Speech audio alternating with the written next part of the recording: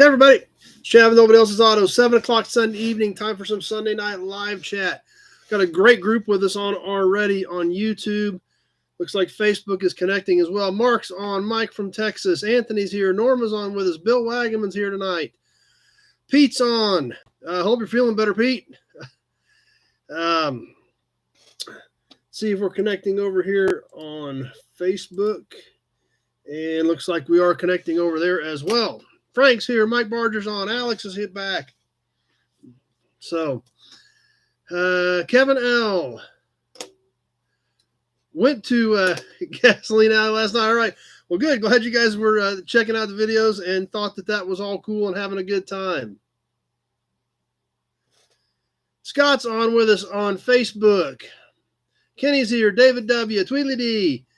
Holy cow, we got a bunch of regulars on with us right out of the gate. Let's keep an eye on Facebook over here. Yep, Facebook's connecting. We got some guys jumping on there. Bud's on with us. But as definitely, Happy New Year to everybody. It is the first day of 2023, and it's going to be a great one. We'll just go with a positive attitude right out of the gate. So, let's see. David loved the Twister video. Yeah, that was cool. We'll talk about some of this week's videos here soon. Tim's here. Daniel's on. Johnny Z made it back. Gary Dahmer, Dennis Chapman, Lee from New York, Jason and Jennifer are here. Brian Dispatch is on. Dad's on with us. New year, new badge. We got the old badge. Does that count? Pure Pontiac's on with us. We still got them both here. We mixed more badges in. I don't know why I couldn't handle them all. So, Bill Disk, Andrew from Arizona. Lots of regulars and even a few new faces jumping on with us right out of the gate.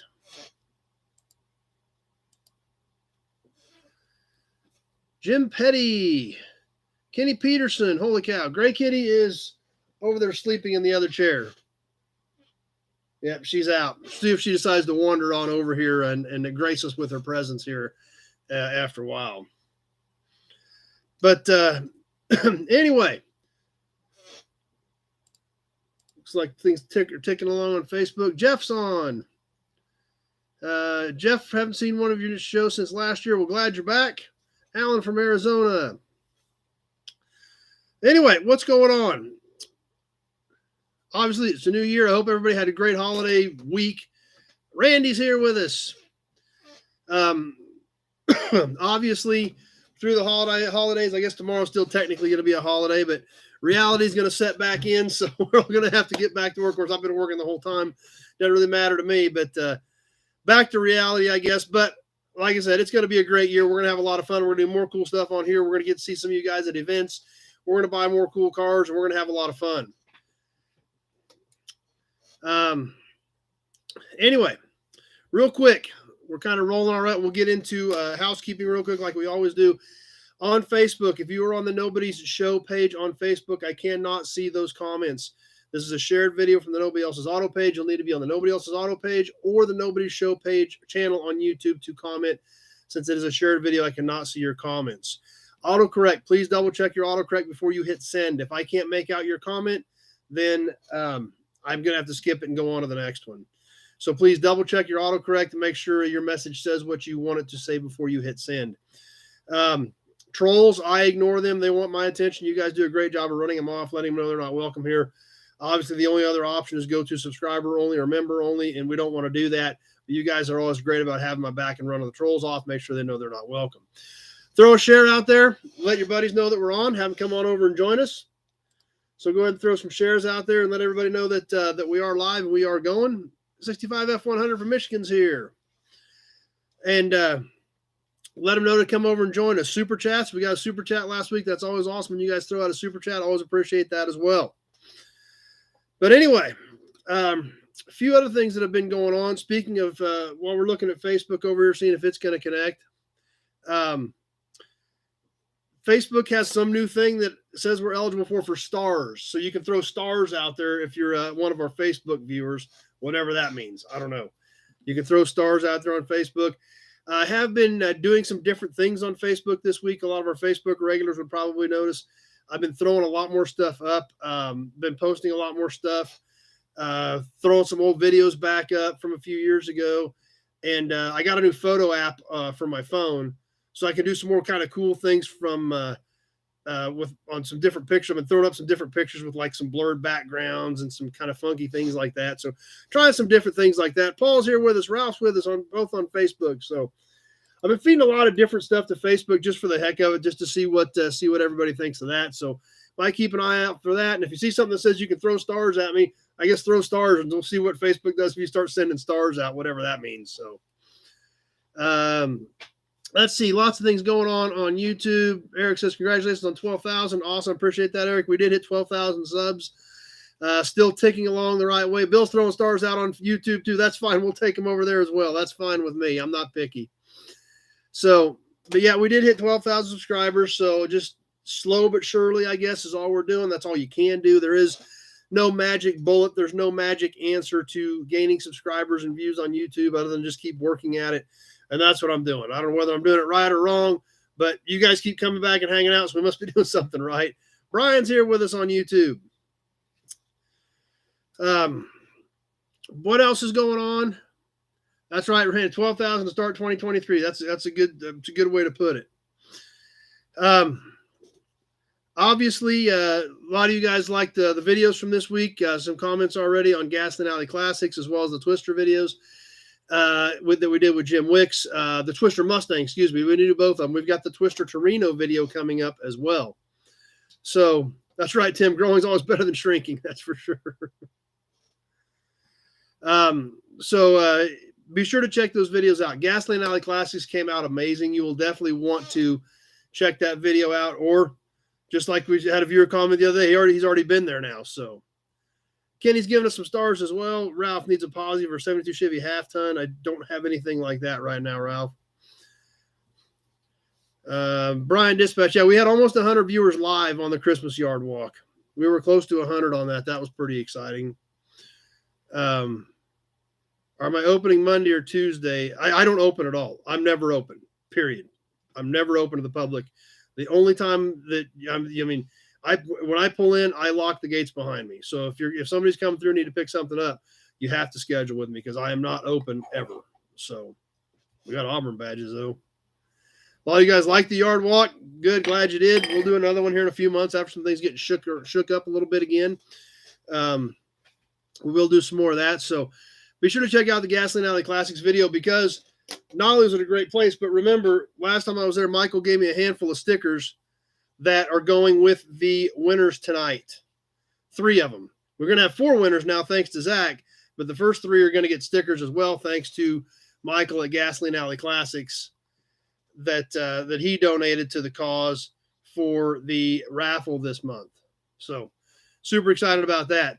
So definitely check it out. If you're in the area, you'll definitely want to check that place out. It's super cool. You can call me. Yeah, you call me, Mike. That's fine.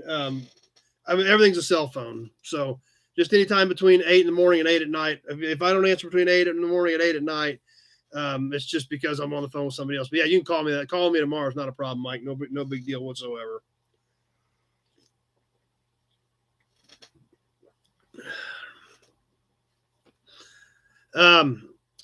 The Twister videos, we did the Twister Mustang video with Jim, obviously a Ford guru, and you probably saw the Torino in the background. We'll have a video coming up on the Torino as well. We shot that while we were there. David saw me in an adventure video, Silas's videos, adventures made from scratch. Yeah, probably from that auction when we were hanging out there. He got several of them and I got several of them. It was a good day for both of us. Big Job's here with us. Reno's on.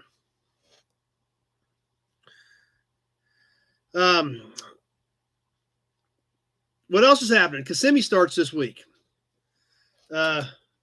Kevin, yeah, Gasoline Alley is a must-see place. It was very cool. I'm glad you enjoyed it, Kevin. Had you heard about it before we did this, or did you hear about it after that we did the videos? Or did you just hear about it from the videos? Or maybe you're in the area. I don't know. But I'm glad you liked it. It's a neat place. Michael's a great dude, so... Eric, I couldn't get my wife to call about the 36 Chrysler. That's all right. Alex said he heard about it from us. That's what we do. I mean, that's the whole purpose of this. Like, so that's why it's a chat. It's all kinds of things in the old car world that any of us might like. So, Bill Disc, anybody going to Carlisle this month? Kevin said he saw it after the video. So cool. That's That's awesome. I'm glad it worked out, and I'm glad you liked it because it's a great place. Michael's a good dude. That means you also saw the milk truck that came out of the yard that he picked up from me a few years back. So,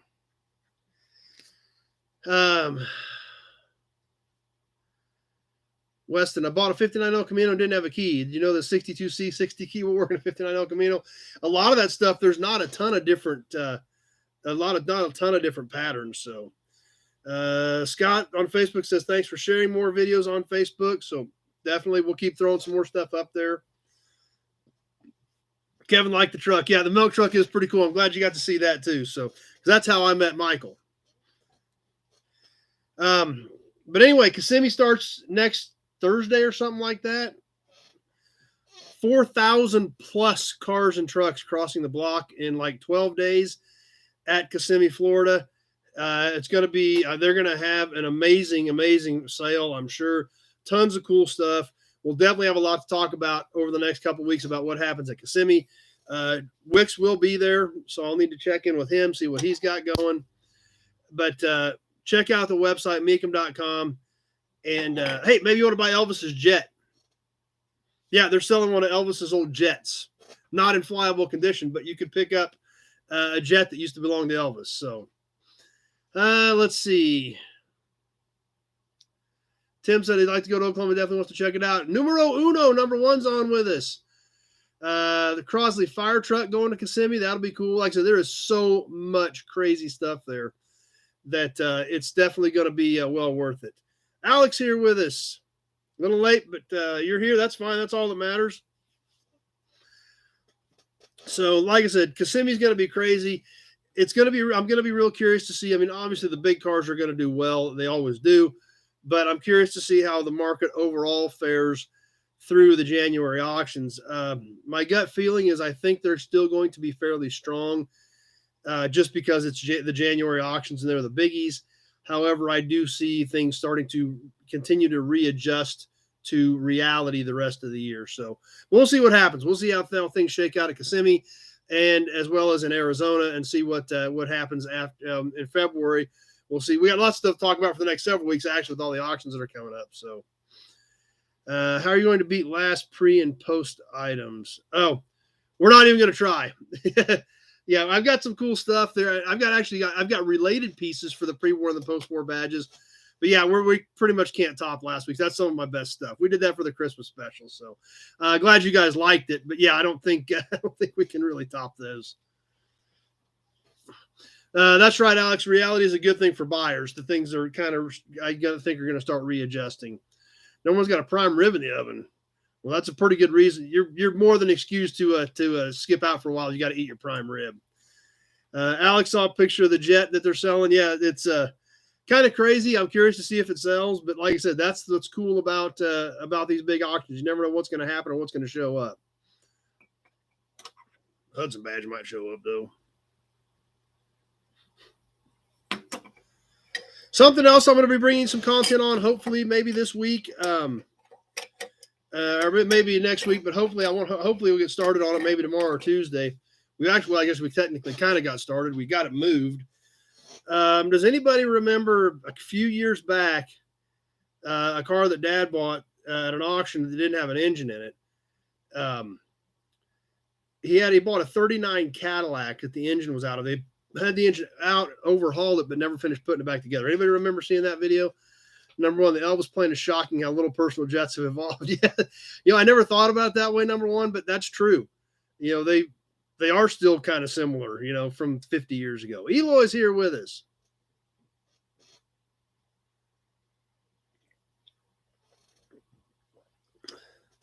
So we're hoping to get started on that Cadillac here this week. We've got it moved. We got it out of storage and got everything over there. So hopefully going to be bringing you some content on that Cadillac and hopefully get that big old flathead back into it. So it's the original motor for that car. So it's pretty cool that to get it put back together. But yeah, Cadillac had flathead V8s in case you weren't aware. They also used them in various other things like tanks, but this one's going back in the 39 sedan. It's a pretty original car, so it's pretty cool. I'm pretty excited to get to work on it and bring you guys some content on that as well. Leo says, great shows. Appreciate it, Leo. Thanks.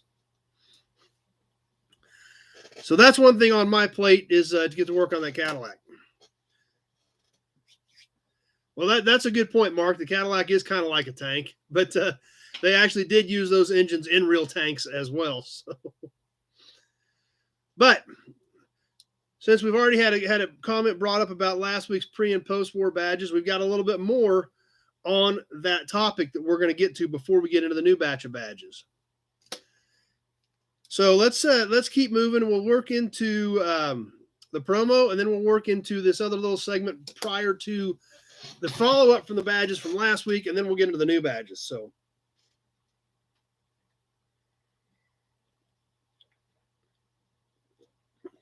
Tim's already looking forward to the Cadillac videos. We did a video on it when we first picked it up, but that was a few years ago, and it was real windy that day, and it didn't come out very well, but it'll give you an idea of it. Ryan and Amy are here. Bloody Mary and ham and beans. Doesn't sound like an all bad plan. But just to give you a little sneak peek, if you haven't seen it, check that thing out.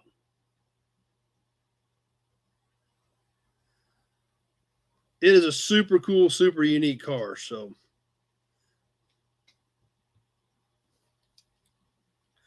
we'll see what we can get put together on that. Yeah, and like I said, if you haven't seen that video, you can go back and check it out. We'll be bringing you some more content on it, and then we'll see what Alex likes. Yeah, it's a cool car. We'll bring you some more content on it. You can go back and check out that video from when Dad first picked that up. It was a few years, 2 or 3 years ago.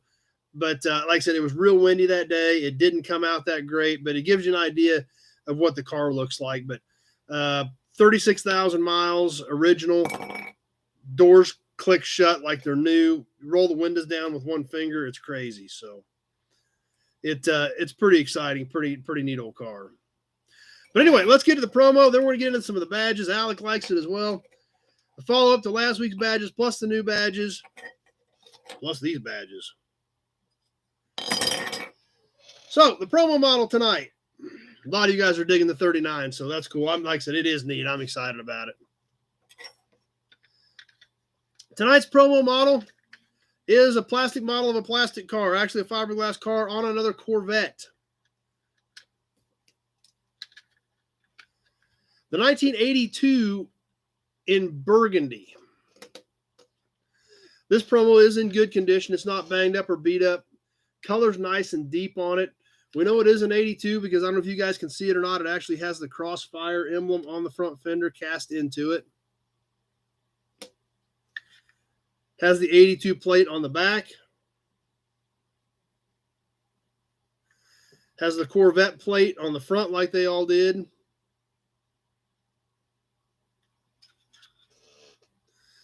But these cars are really kind of starting to come into their own.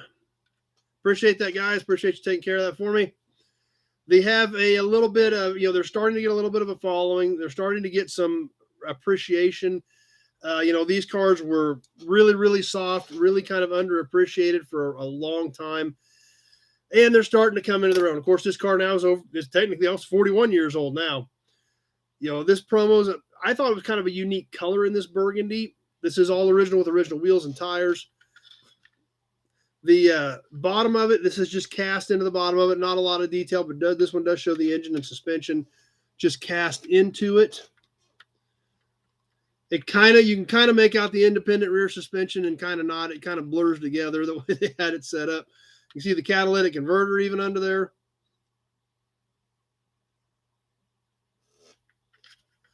So, good looking promo. It's something I thought it was kind of unique because it's just something we don't pay a lot of attention to is this era of Corvette. So, thought we would check this one out tonight and bring back a few memories for some of you guys from this era that's familiar with these cars. So, Bill Disc reminds me of something you see on Miami Vice. Yep, that's for definitely that era.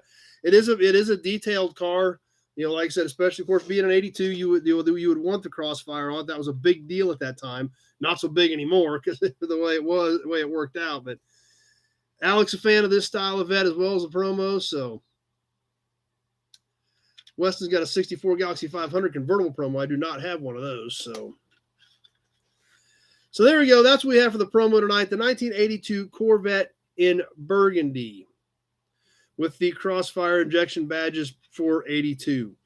I believe that was the only year that the Crossfire was used on this body style. And then it was used, of course, in 84 on the other body, the next body style. And that was kind of the end of it. It was also available in Camaros and Trans Ams, but never really took off. Was never the wonder system that they thought it was.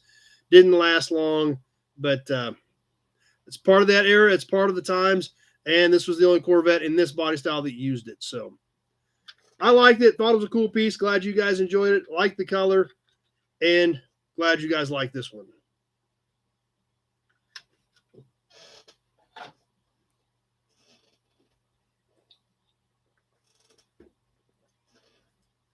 Now, on to badges. Like I said, we're not even going to try to top last week because that would be pretty tough to do. But we're going to follow up to last week, and then we're going to do a pair of badges, pre-war and post-war, that are directly related. We got Hudson badge, though, too. Now, last week, we had some pretty epic badges, to say the least. I think they're pretty epic. Hey, did you decide to come join us? You going to come say hi? You going to come say hi? You are? Yes? You going to come say hi? Come here. All right. There you go. Say hi to everybody. Say hi, everybody. Hi. I'm the Great Kitty Cat. Yes. Okay, you go sit over here and stay off the keyboards. Happy New Year, Great Kitty. Everybody's telling you Happy New Year. But anyway, back to badges. Last week we checked out some awesome badges. Yeah, she's putting on a little weight. She's kind of getting back to herself, so. But we started off with our pre-war badges last week of the Supercharged from the 1935-1936 Auburn boat tail speedsters. These went on the sides of the hood. Michael's on Facebook with us. Doug's here. This is a pair of originals. I got these from Doug Prey, my good friend at Auburn Duesenberg Company. He had two sets of originals. These were the rougher ones. Obviously, the better set he wanted to keep because they could, work for a restoration.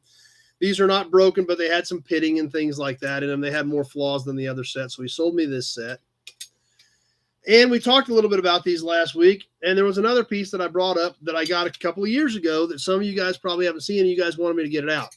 So I've got it out, but it's going to be kind of tough to see. We may have to look at it on Toy Tuesday. We'll see what you guys think. Only one cat in here. No, there's two cats in here. There's a black cat over there.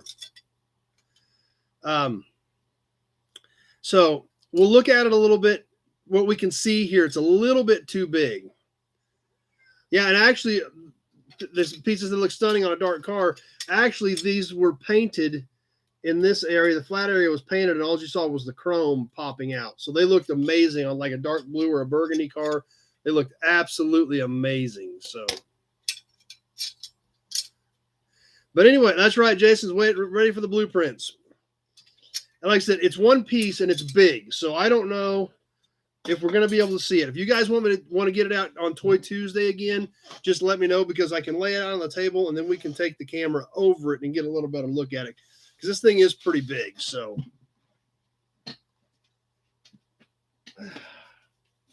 but here it is. And I don't know how much of it you're going to be able to see or how well you're going to be able to see it from there.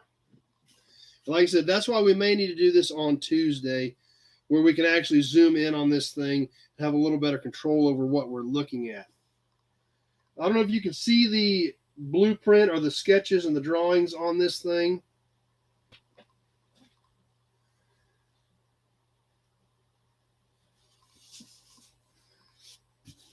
This actually, and I got this from Doug Prey. He actually sold this, and I was surprised he did. But we see the different views, the top view, the side view. We've also got a half the front and half the back on this. Now, this is a really unique piece. Bill This says you guys can make it out. Perfect. Glad you can. Because right down here in the corner, I'm going to turn this up. You're going to see it on its side. Right down here in the corner where this line is,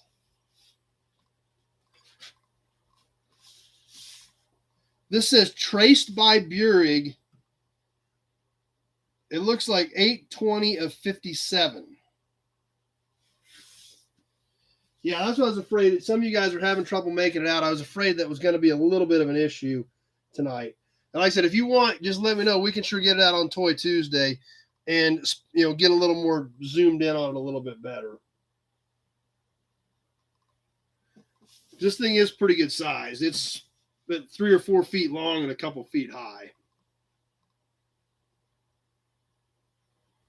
Too much reflection. Yeah, I know. I noticed we're getting a lot of reflection on it as well. So Mark says definitely wants to see it better on Toy Tuesday. We can sure do that. Alec Facebook's kind of the same way, just vaguely see it. So Bill says Toy Tuesday as well. Yep.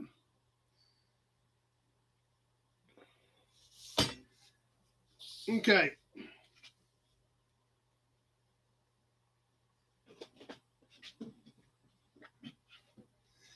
Everybody wants to see it on Tuesday. That's kind of what I was thinking, but I didn't want to forget about. We had talked about it and not have it here. It's just when I got it out, I remembered how big it was. So we'll get that out. But it literally says traced by Burig. Gordon Burig was the designer of that car. He was the original designer of that car. That is signed traced by Burig in 1957. So near as I can tell, that was traced off of the original blueprints by the original designer in the 50s. After, of course, the car was a 35, but they were done off of his original blueprints. So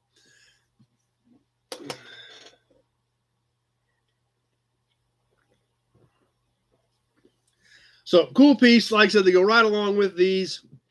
And of course, we can't see the grill, but the grill would have said 851 on the left side. They've got a picture of the right half of the grill. So Alex digging it as well.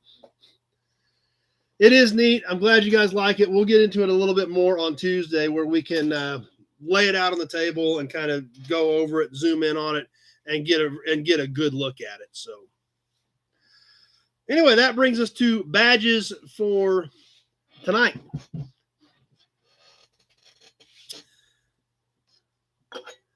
And like I said, these are related badges. These badges are related too. They're supposed to make you drink. So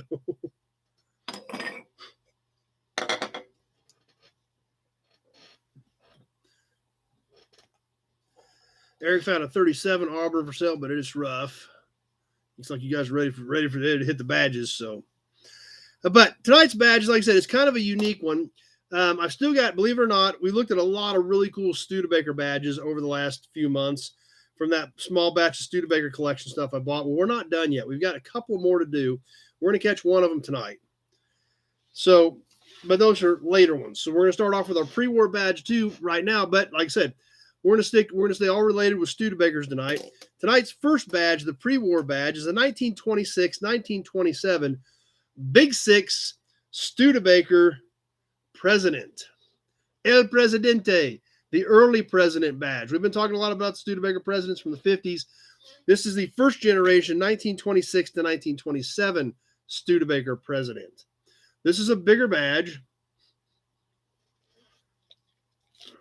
The Studebaker banner is almost 3 inches. It's almost 3 inches from tip to tip here, about 2 1/4 in the diameter. A lot of you guys are digging this one for sure. It is pretty nice. It's in pretty good condition. Well, considering it's almost 100 years old, it's in great condition. We can see the outline of the wheel, the actual Studebaker wheel with the spokes. You do find some of these badges that say Studebaker like this with the wheel and tire. However, the president ones you don't see very often. This one actually has the president in it. Alex is digging it as well. And they actually had a version of this badge for the Canadian cars that said made in Canada here versus made in the USA. This is just similar to a lot of the other badges we've looked at. It's got a button on the back where it was pressed flat to hold it onto the radiator grill shell. White tire with a black rim.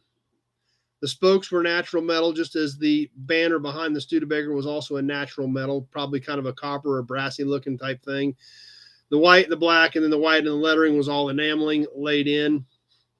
So very good looking piece. So this is the first generation of the President.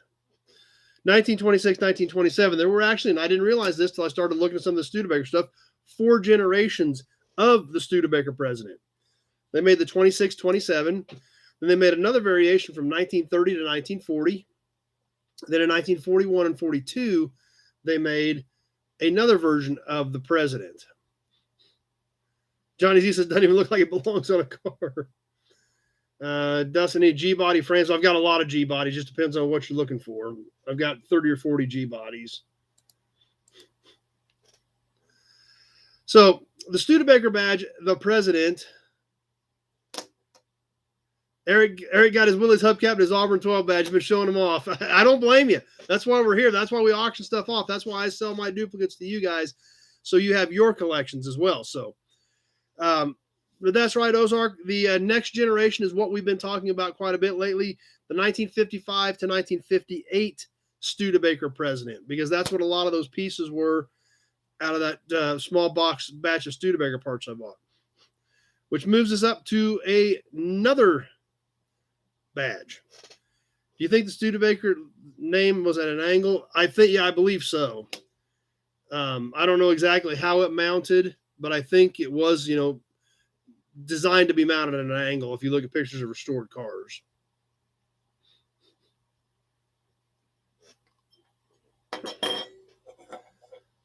Ryan Ames said, yes, it was.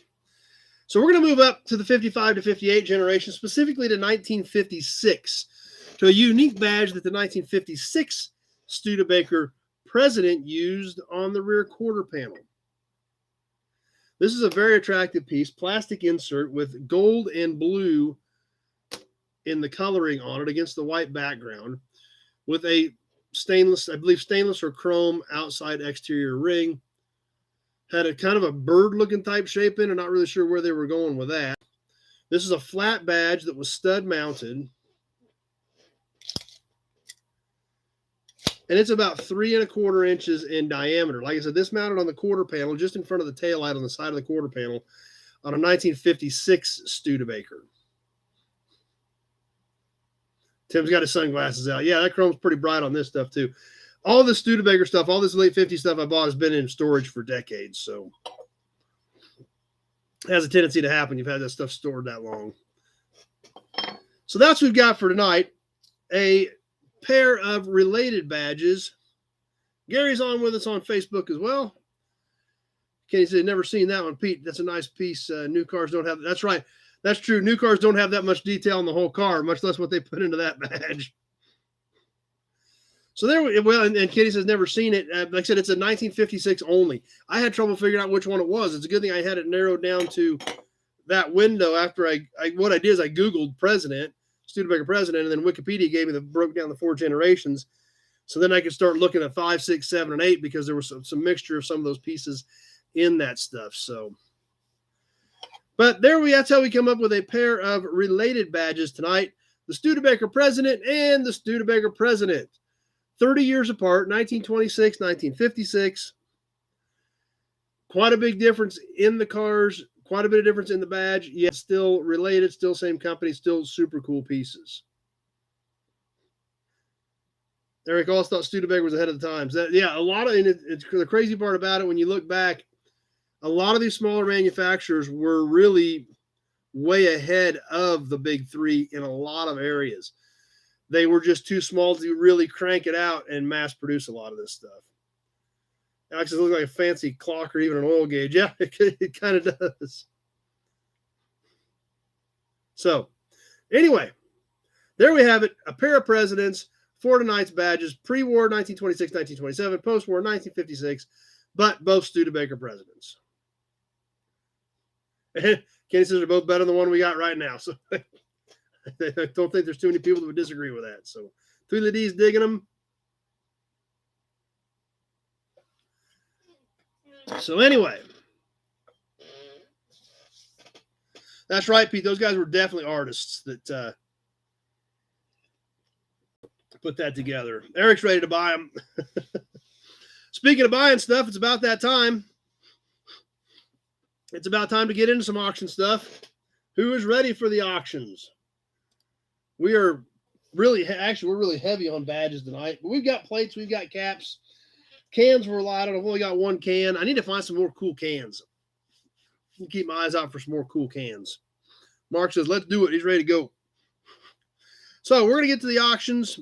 We're going to get to the magazine, the back half of the September 71 Motor Trend that we started last week.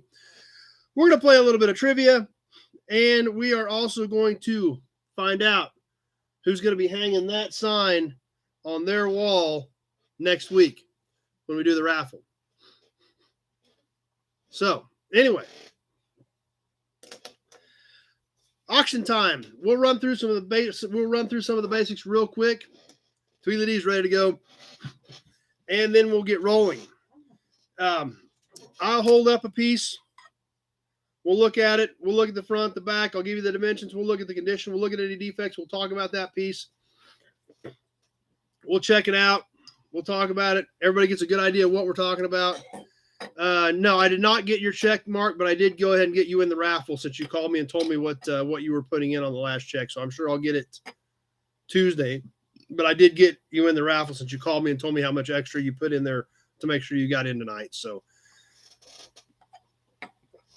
after we get done looking at the condition and describing the piece, I will put you on a timer.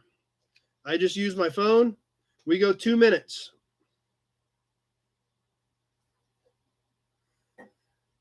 As this is ticking along, you guys can start bidding as soon as we do the descriptions. As soon as we start talking about it, you guys want to, even if you throw a low bid out there, at least I know I've got some interest in it. And we'll set the timer after we've done the description. The timer will go for 2 minutes. I will tell you when 1 minute has passed, and I will tell you when 1 minute 30 seconds has passed. You guys are all on a delay. I don't know what that delay is. It varies based on your device, phone, tablet, PC, and your provider. So there is a delay. So once I announce a minute 30 has passed, you will want to be sure that you are jumping in there and getting your max bid in. Some of these guys are getting really good after the first one or two items. Some of these guys know exactly where their delay is at. And there were a handful. There were 4 or 5 pieces that got decided between 1:56 and 2 minutes last week. So some of these guys are getting pretty good. If there's something you want, you better make sure you throw your max bid out there because those guys will be shooting at you at the end. So anyway, Mike says snipers are loading up. That's right. They're already getting ready to go right now.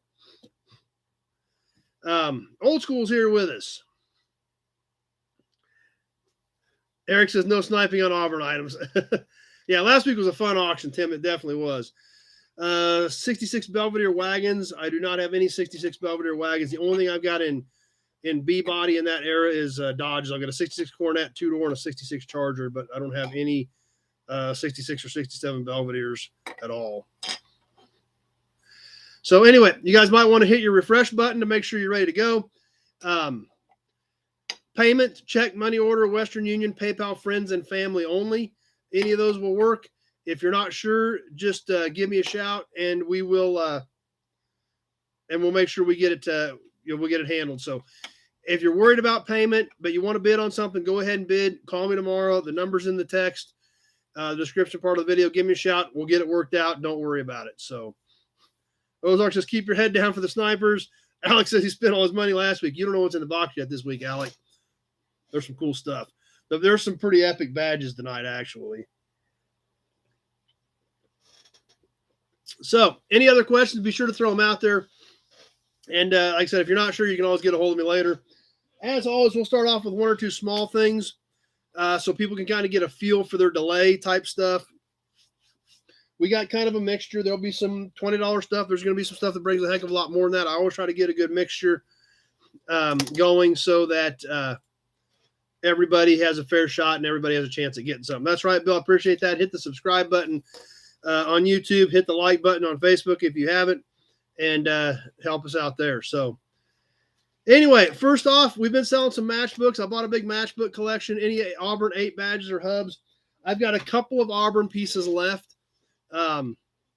So we will probably do one of those tonight. So there are a couple that it's used stuff. I don't have. We're out of the. I'm out of the new old stock stuff. There's a few used pieces we're gonna sell. We do have a couple more Auburn pieces to do, Eric.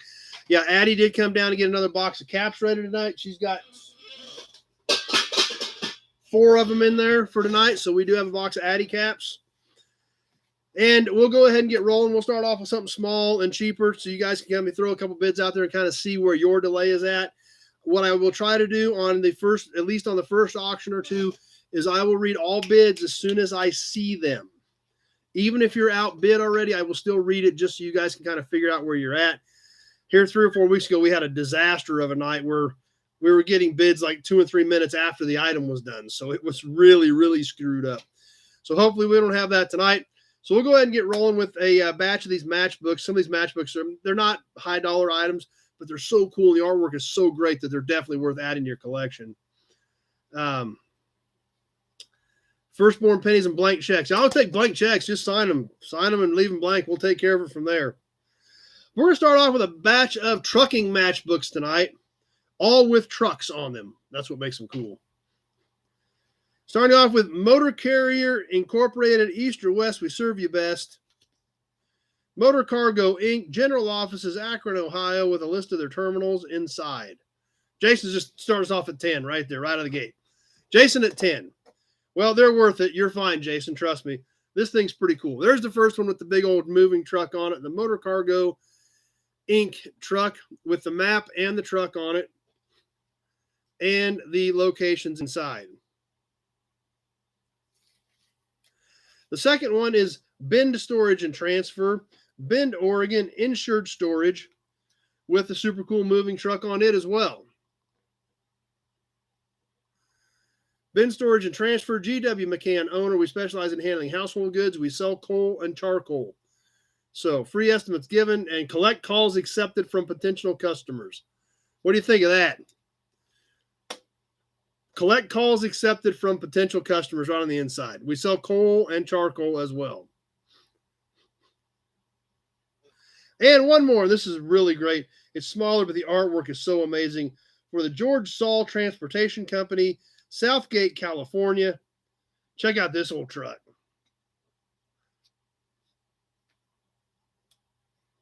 Nothing on the inside of this one.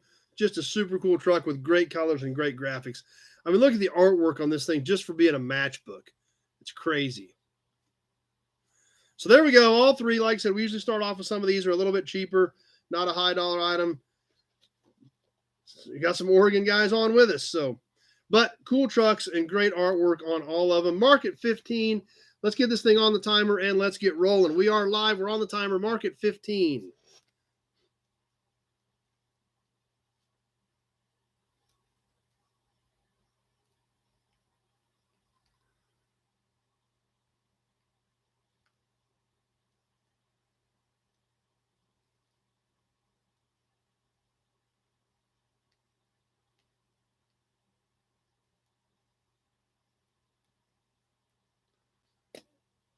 That's right, Ozark. Santa gives coal for free.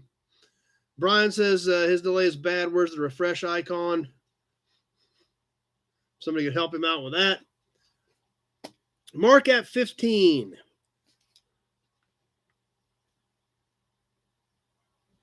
Dustin said he wants to hear my auctioneer voice. That wouldn't work out very well. I'd have to get Chris over here to do that.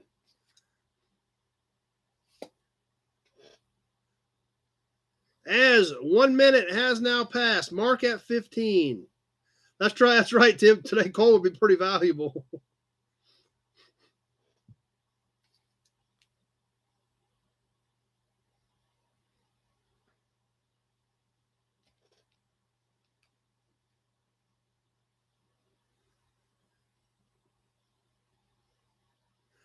As we're about to the minute 30 mark, mark at 15 on all 3 pieces. 1 minute, 30 seconds has passed. Mark at 15.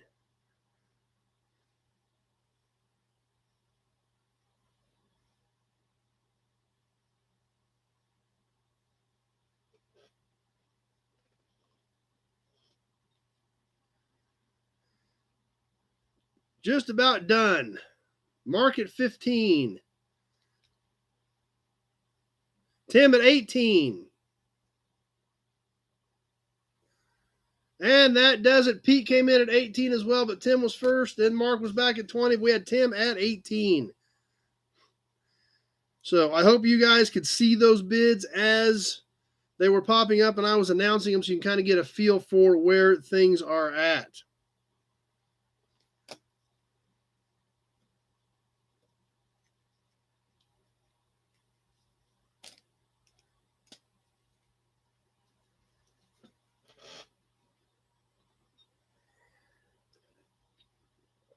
If your Pontiac's ready to go, need some more badges.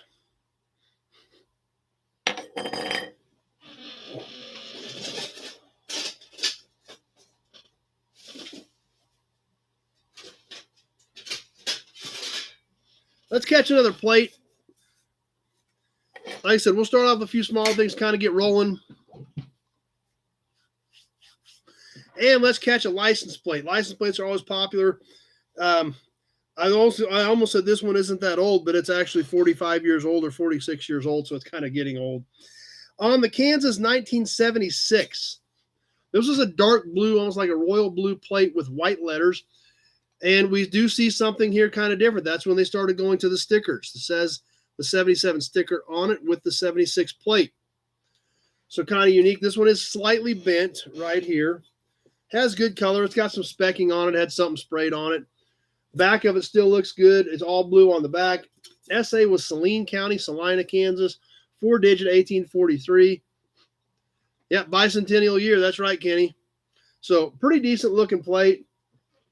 It is used. We can see where it was screwed on. It has some chips and scuffs and things like that on it. But we'll go ahead and roll with this one now. We've got a few more plates to go yet tonight. We'll start off with this one and kind of work our way back on some age. I've even got another plate that's not even a Kansas plate tonight that I found on the shelf. So let's go ahead and roll with the 1976 Kansas plate and kick it off on the timer. We are live on the 76 plate.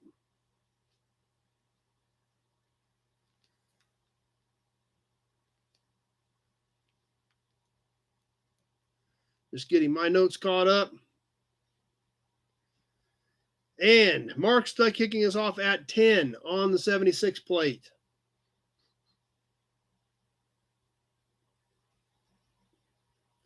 Tweely at 15. Norma at 20. I hope those weren't hung up in there. I read them off as soon as I saw them. So I hope those weren't hung up in there. California regulations seem to be making it illegal to restore a steel plate. Brian at 24. Mark at 25.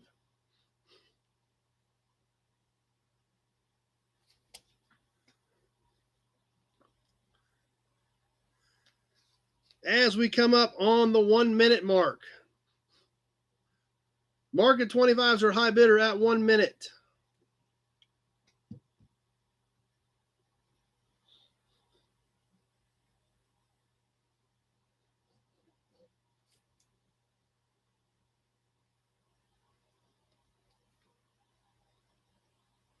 A minute 20 has now passed.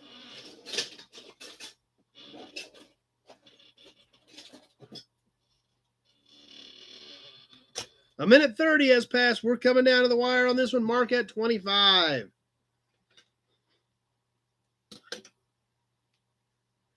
$20 seconds left to go.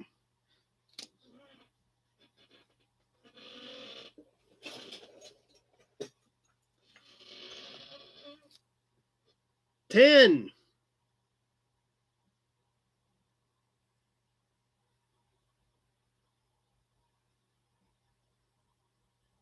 And that does it. Mark at 25.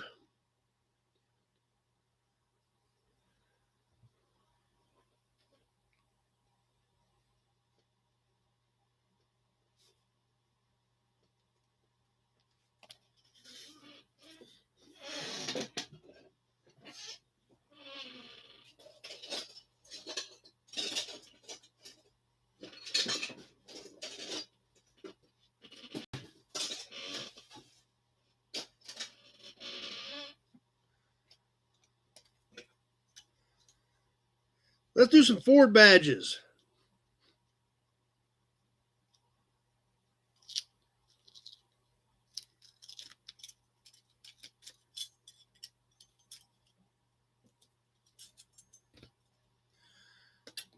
We've got a selection of Ford badges tonight.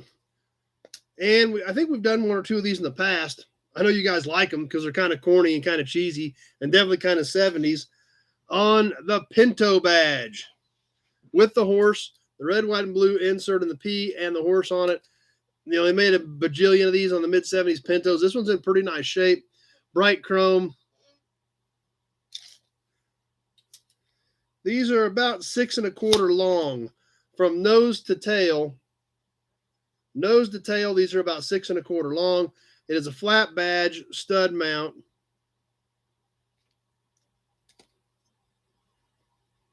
On the Pinto. The next Ford badge in this bundle, the Torino, the 70s era Torino. The font is definitely recognizable on these. The Torino badges were kind of just a bare, straightforward, rectangle type badge. This is light. I think it's aluminum. See if I can make out the part number on it.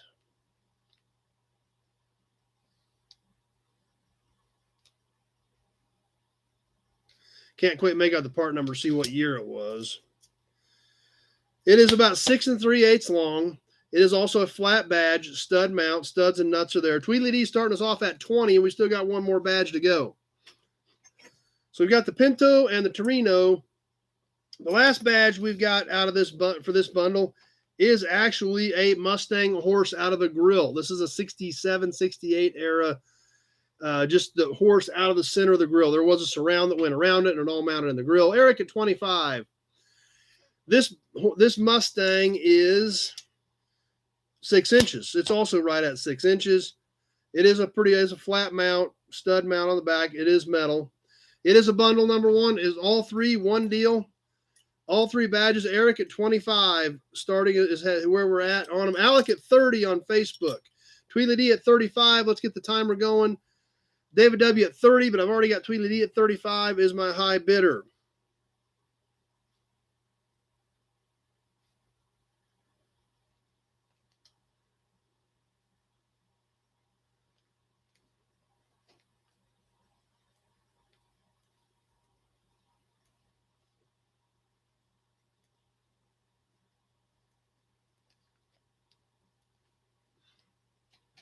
Tweedledee at 35.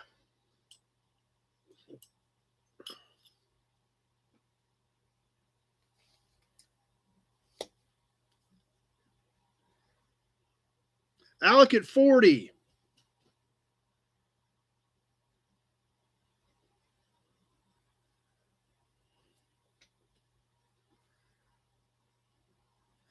Alec at 40 is my high bid as we come up on the 1 minute mark.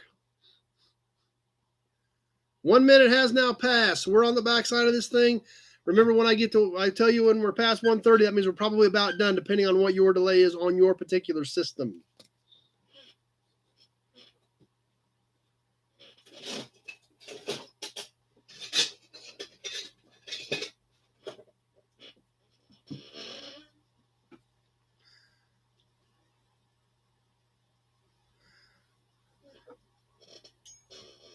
One minute, 30 seconds has now passed.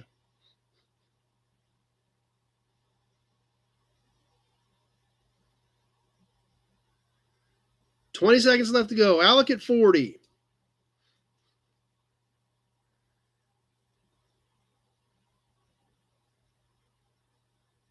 $10. Eric at 43. Yes, that is chrome plated. That does it. Eric at 43.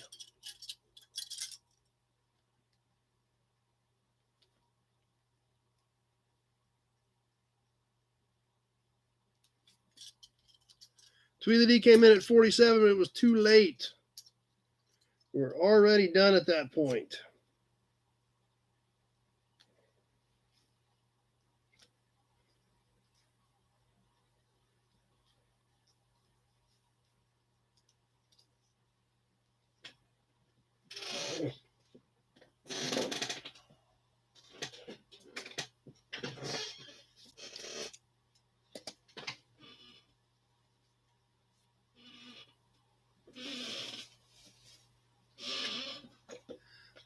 Like I said, we're going to be heavy on badges. We'll do another badge because we've got some extra badges to do tonight. Seemed like we ended up with a heck of a lot of them in the box at this point. And this one, actually, we've done, we did one of these in the past, and I found another one. And I knew you guys liked the other one, so I thought, well, I found a couple more. I was like, I still have one, so let's sell another one of these. It is new old stock. They're super cool. We talked about it quite a bit on the last one. I think Alec got the last one, if I remember correctly. But these are the Oldsmobile Rocket Dash emblems. Who remembers these? We've talked about them before. We sold one in the past. Super chat from Victoria, Texas. Thanks. I appreciate that. Love the super chats. Love the fact that you guys think enough of what we're doing to throw that out there. Super appreciate that. Thank you very much. But we've done one of these in the past, so I think you guys remember it. It had the little dash piece. This is brand new.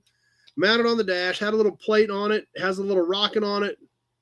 Yep, Alec got the last one. That's what I was thinking.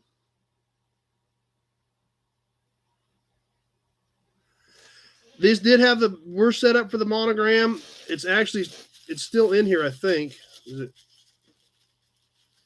Or maybe it's not. Maybe it's not in here. Oh, there it is. It's stuck down here.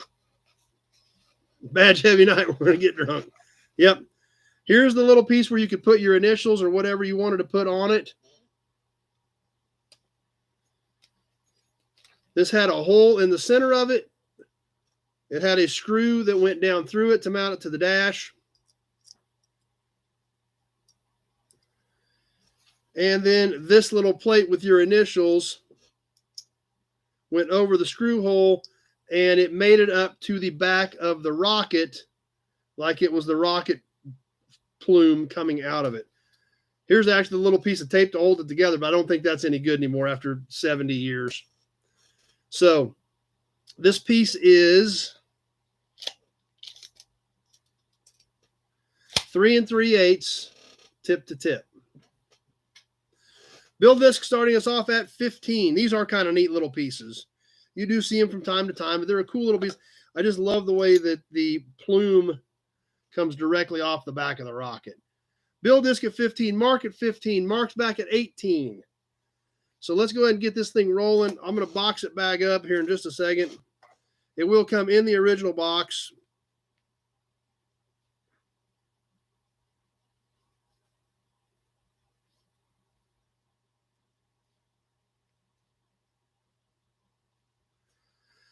Brian, dispatch 24. Yes, this is a dash badge. Alec at 25. Alec must want a pair.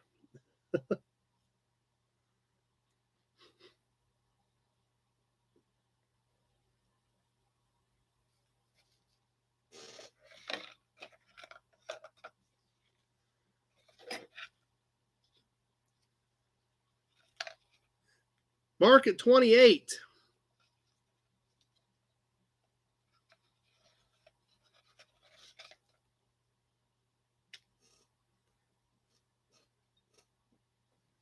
Kenny at 29. And we've hit the 1 minute mark. It's time to get serious about it. It's time to be thinking about what you want to do on this. Kenny at 29.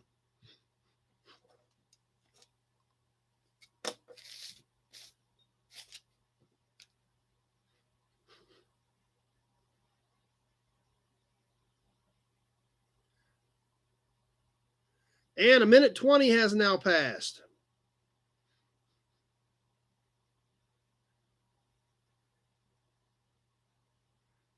Minute 30. We're at the minute 30 mark. Kenny at 29. Alex got his on his dresser next to his Hudson badge. I bet he's been 31. Alec at 31. 20 seconds left. This might get interesting. Mark at 31, but I already got Alec at 31 ahead of you, Mark. 15 seconds left. Mark, 32. Coming down to the wire. Mark at 32. And that did it. Kenny was at 33, but it was at 2:01. It was just a hair too late. Mark at 32.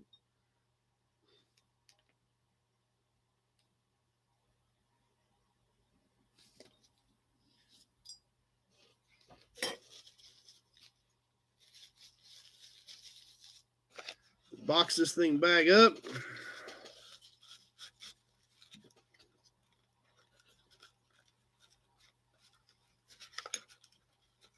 And move on to the next piece.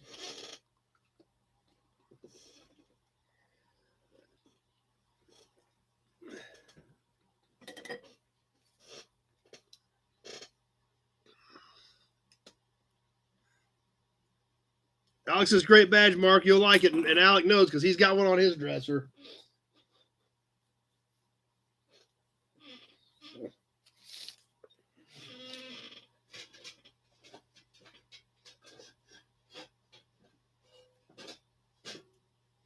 Let's do another plate, and then let's do some caps, and then we'll get back to some more badges. This next plate, 3-digit, looks great. Nice colors. From 1973. It's really in great shape considering its age. Man, this thing is going to polish out great. It's a little bit of rubbing compound. This thing's going to look like $1 million. On this, I guess it's a Green Bay Packer plate, kind of. Because in 1973, Kansas was a kind of a forest green background with gold letters. 3-digit, 530, RC, Rice County. Letter C, if your name begins with a C, your last name, then that would have been your plate. 3-digit, great condition on this thing. Few scuffs and scratches, but it's minimal.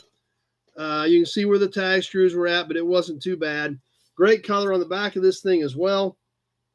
Well-preserved plate in good condition on this 3-digit 530 1973 Kansas plate. So, Mark's kicking us off at 20. Let's go ahead and get this thing rolling. I'm going to make my notes. Mark at 20.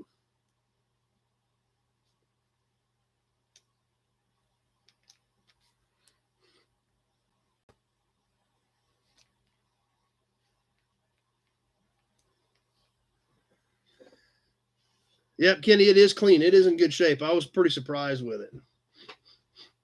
Alec at 22.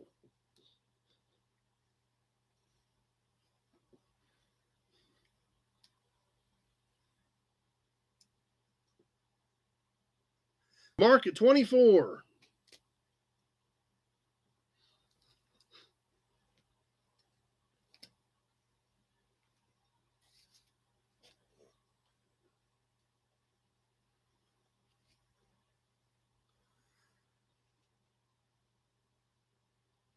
As we come up on the 1 minute mark, Mark at 24. Alex back at 26. As we hit the 1 minute mark, I had Alec at 26.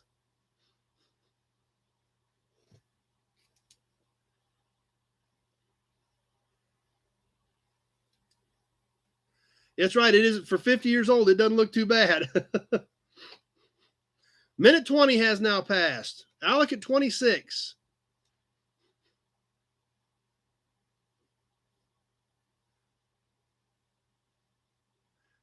Minute 30. 1 minute, 30 seconds has now passed. We're on the backside of this, which with your delay, Norma's in at 40. Depending on when your delay is, you don't know when where you're at. So it's going to be pretty much done. 20 seconds left to go. Norma at 40.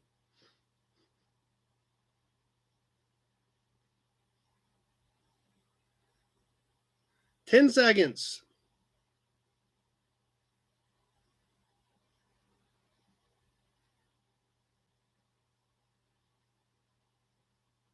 And that did it. Norma threw her number out there, blew everybody else out. Game over. Twin the D came back at 41, but it was a little too late. Zach's here with us.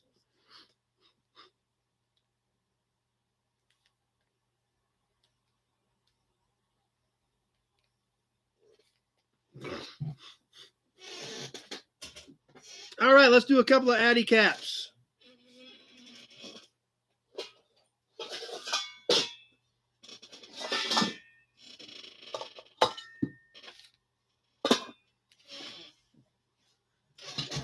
All right, we'll start off with something for our Mopar fans. Moving up a little bit in years as opposed to some of our other earlier dog dish, but this is super cool. This is probably 70s era, maybe late 60s era. Yeah, you might need a couple of these. You're going to need sunglasses for, that's for sure. But this is kind of cool, and it's like the cop car ones, except it doesn't have the little holes in it. It actually says Plymouth on it. On this cool little Plymouth dog dish. Like I said, I think this is late 60s, maybe into the 70s. Get my tape measure out. I buried my tape measure under caps.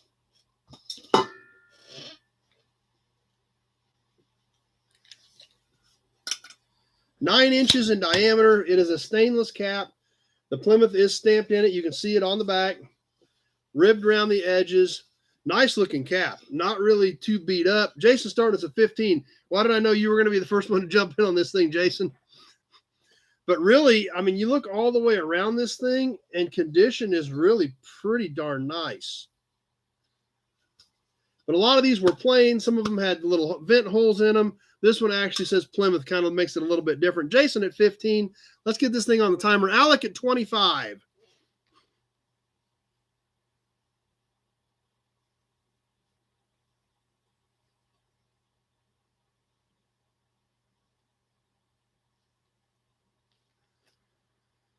Got Alec at 25.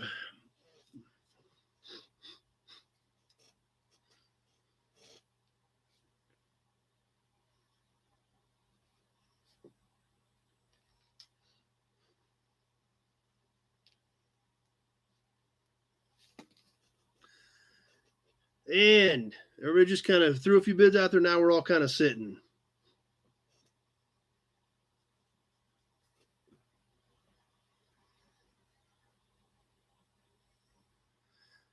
Alec at 25 as we're ticking along and coming up on our 1 minute mark.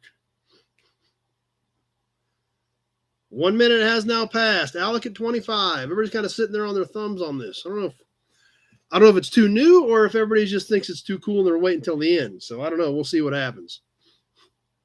But condition's definitely great on this thing. Great wall hanger.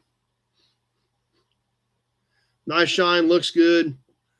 And it's got to be 50 years old. It's crazy to think about it, but it's stuff's getting to that age. And we're just about to that minute 30 mark. The 1 minute 30 seconds has passed. Alec at 25 is our high bidder. We are coming down to the wire on this thing.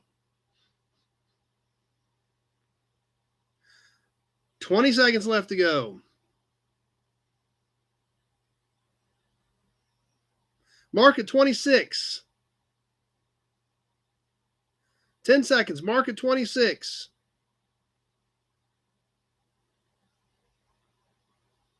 Jason at 31. Tweedledee at 35, and that gets it. That was like 159 and change when Tweedledee come in with that 35. But he got her done. Holy cow, that was tight. I thought Jason had that one, and Tweedledee barely snuck that in there, but he got her in.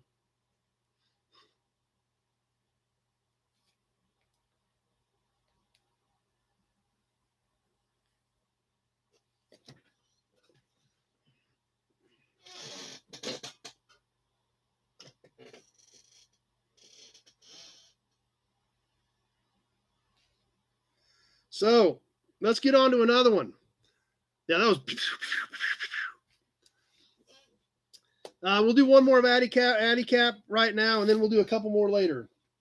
This next one is kind of a early to mid 60s, I think. Yeah, Tweedledee's got her figured out. There's no doubt about that. He almost had it figured. If he didn't, 1.5 to 2 more seconds, he'd have been too late. It was that close. Because Jason's bid was less than 5 seconds left. So I mean, they were boom, boom. This next cap we're going to look at, also a stainless cap. I think it's early to mid 60s. I think we've done something similar to this, but I don't know if it was the exact same thing, but they had different styles that looked kind of similar on these little Rambler caps. I know we've done some with these kind of serrated edges, but I think they were like on the outside. These are on the inside. We've got a full edge all the way around it. The R still has most of the original red paint on it, which kind of makes it pop out against this stainless. Definitely has a good shine to it. Eric's kicking us off at 25 on the little Rambler cap. Clean inside. And there again, it's Rambler. It's something different. So, neat piece. Let me give you the dimension on this thing. It is a 10-inch cap, 10 inches in diameter. And let's get this thing rolling. That's right, R's for racing. That's a good point, Tweedledee. Eric at 25 is where is kicking us off on this. We are live on the timer on the little Rambler cap. What do we want to do next?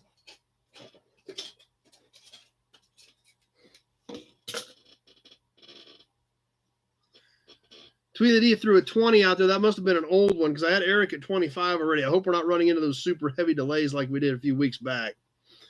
But I got Eric at 25.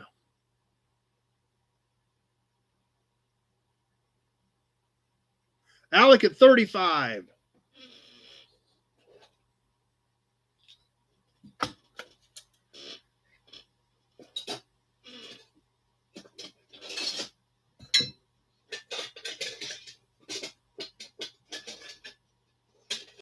Denny's on with us on Facebook.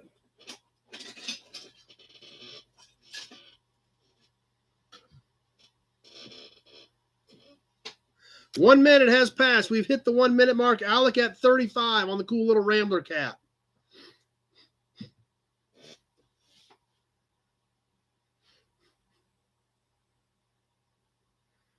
Ozark Fox, the 1960 Rambler was girl repellent. Sounds like you're speaking from experience on that, Ozark Fox. As we hit the minute 20 mark, we're coming up on that minute 30. Alec at 35 on the little Rambler cap.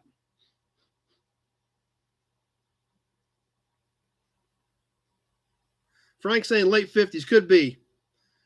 We're past the minute 30 mark, coming up on the minute 40 mark now. So if you're going to get in, now's the time with 20 seconds left. Alec at 35.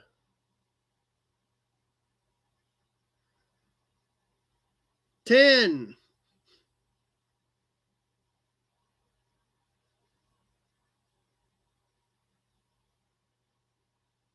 That does it. Alec at 35. Ozark Fox says, unfortunately, he is speaking from experience that a 1960 Rambler is girl repellent. Tweety D came back at 36, but that time he was a few seconds too late.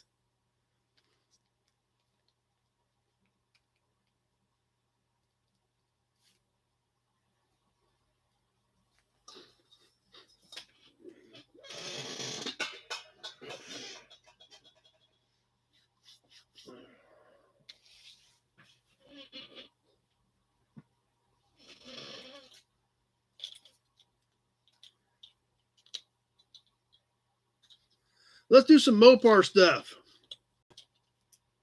Mopar badge bundle. This is early 50s era Chrysler stuff. This is specifically a Chrysler bundle. Starting off with a small plastic ornament. This does have some cracking in it. I don't know if this was out of a horn button or something, but this was a plastic Chrysler. It is embossed in the back. You could repaint it. It's all molded into the plastic. It is 2 1/8 in diameter on the little plastic Chrysler. The next badge we're going to look at, Saratoga. This is often like a 51 or 52 Chrysler Saratoga front fender. It is not broken. It's not broken, but the chrome is weak. It does have a few pits in it. It's a sharp looking badge. It's got super cool font. It's got like some ornamentation here on both ends of it. It is a flat mount. It is a stud mount. And one more. This is a big Chrysler. This is actually off of the trunk lid of that Saratoga. This is the big Chrysler. Not broke, but does have some pitting in it. But it is a statement piece. It has the font that they used in that era. This is actually pot metal. You can see how thick this thing is. This is kind of a beast. It was stud mount, but a couple of the studs are broken. This thing's actually got a little meat to it.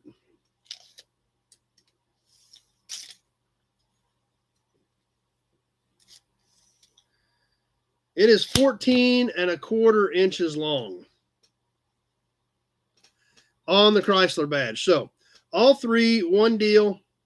I think nobody's. Oh, Alex, there's Alex at 10. I was like, all three. Nobody's jumping on the Chrysler badges. All three, one money. Alex starting us off at 10.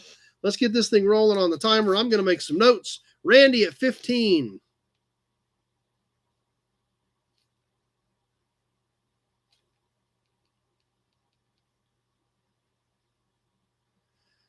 Don't have any floors for a 62 Chrysler. Can't help you there, Ozark.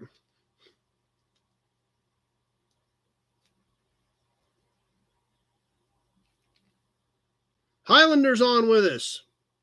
Glad you made it tonight, Highlander.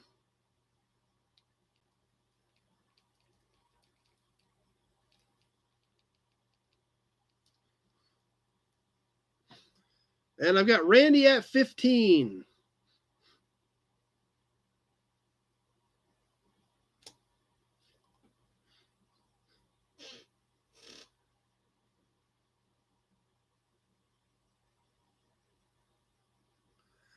as we come up on the 1 minute mark. And 1 minute has now passed. Randy at 15.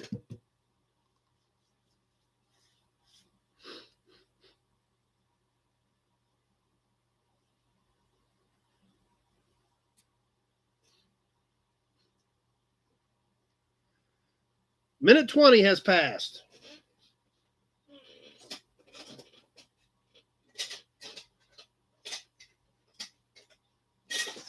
And we're at the minute 30 mark. Randy at 15.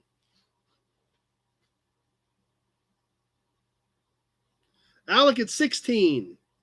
20 seconds left to go. Eric at 18. 15. Eric at 18 is my high bidder with 10 seconds left. Eric at 18.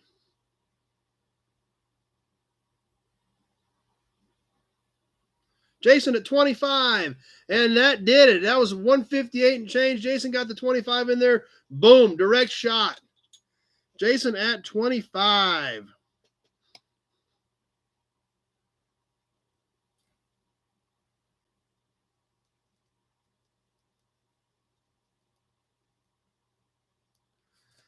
I don't remember which roof lights you needed, Highlander. I don't remember which clearance lights you wanted for that truck. Because obviously there's a lot of different ones, different aftermarket ones. I don't know if there were any factory ones. So I don't remember which ones you were looking for on that.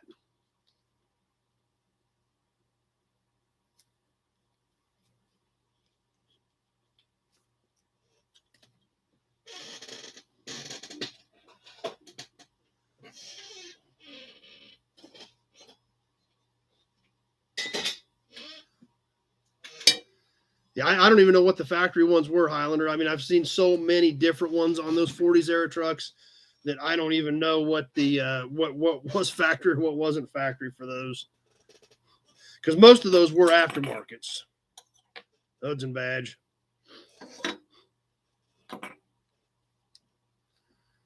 Yep, we do this every Sunday night, Chris. Every Sunday night we get together and we hang out. We got a whole episode we work on. We even got an Auburn badge. We haven't done a Chevy badge in a little while. This is kind of a pretty cool Chevy badge. It's got a little bit of pitting, but it still definitely presents well. Yeah, IH Scouts are definitely worth getting, Tweedly D. That's good property. So, yeah, I don't know what's the best way to, other than just texting me pictures of your guys' projects and sharing them, but that would be kind of tough to keep them all straight as well. And I hate having to send pictures because those would be easy to hold up because they'd be easy to mark. But I don't know what's a good way to really share your guys' projects. I think it would be cool to do, but just getting the information in here without me just holding up a phone with a glare on it and showing them to people would be a little bit tough. But let's do a Chevy badge. This is a one badge. It's a little bigger one. It's a 1949 hood badge, but it kind of makes a statement piece on that. Check that thing out. A little bit of pitting, but it's not broken. It's not chipped. It has a slight V to it since it went on the hood. It was stud mount. It is notched because there was a molding in the center of the hood that it had to clear. Like I said, it has a little bit of pitting. Still has a pretty decent shine to the chrome. It is right at 12 inches, so it's right at a foot long and about just a hair over 2 inches high. Mark at 15. Could we screen share? The only way to do that is if I set up on like StreamYard, but then I've got to put, everybody would have to be logged in to do that as on the presenter side of things. Alec at 13, Mark at 15. So Mark at 15 is our high bidder. And we're going to roll with this. We are on the timer and boogieing along. Kenny at 20.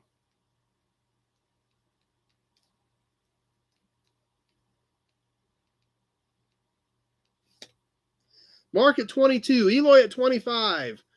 Alec was at 18 over here, but we're already past that too. So right now we are Eloy at 25.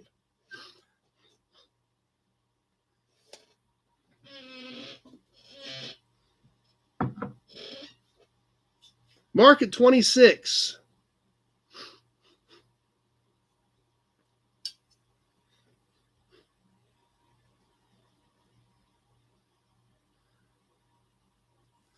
Eloy at 30.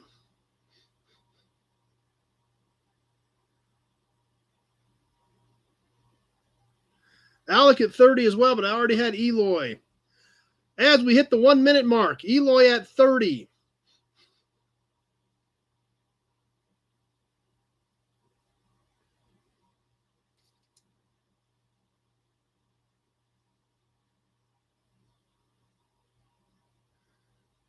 Kenny at 32. And we've hit the 120 mark.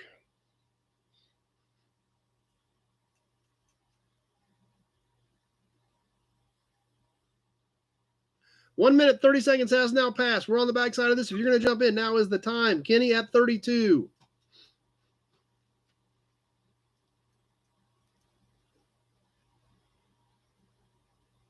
Mark at 34. 15 seconds left. Pete at 41. 10.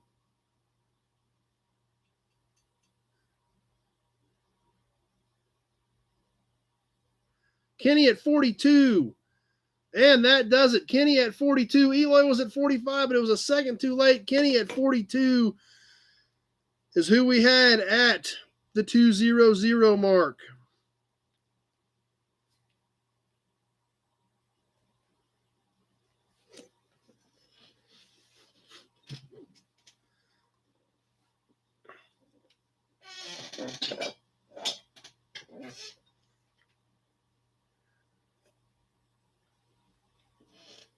All right, let's do a can. I got to find some more good metal cans. I got tons of cans, but I need to get some stuff mixed up. But I got one tonight that I really like. I'm a fan of it. I don't know if you guys like it or not, but I love it. I love the colors on it, and it looks great. It's one of these smaller cans of Texaco Texamatic Type F automatic transmission fluid. Then a little bit here at the top. It is full, so I will drain it for Ford built automatic transmissions and power steering units. Ford qualifications on the back. This is one of those narrower, skinnier cans. We can see the dent here on the top. But I love the green and white on this thing. That's right. Pete agrees with me. Awesome colors. 6 1/4 inches tall. 6 1/4 tall. 2 5/8 across the top. We can see the seam on it over here where it was sealed together. It is all metal, no barcode, probably 60s or 70s on the Texaco Texamatic all steel painted transmission fluid can. So everybody's digging the colors on this. Like I said, the colors are great. They pop. It has a nice shine. It's a great looking can. Mark at 15 on the Texaco can. Good looking piece. We're live on the timer on this thing. Mark at 15.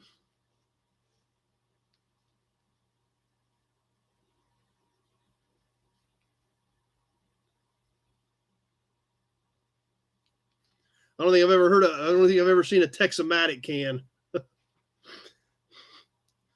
But we got one right here. Ozark Fox popping the top of another can right now. Well, how about one of those to go with it?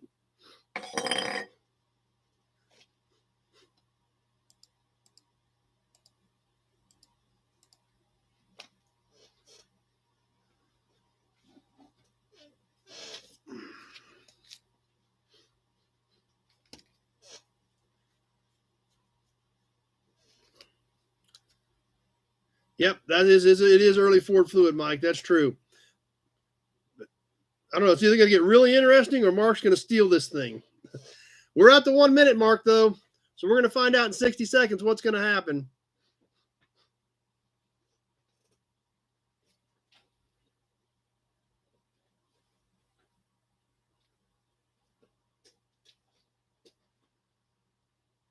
And 120 has now passed. We've hit the 120 mark. Mark at 15.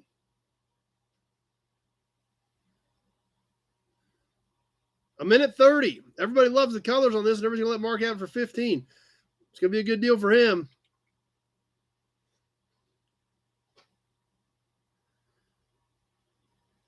$20 seconds. Tweedledee at 20.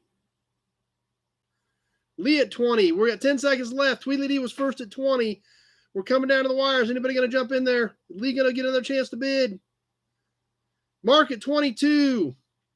And that does it. Mark at 22. He got that one in right at the wire.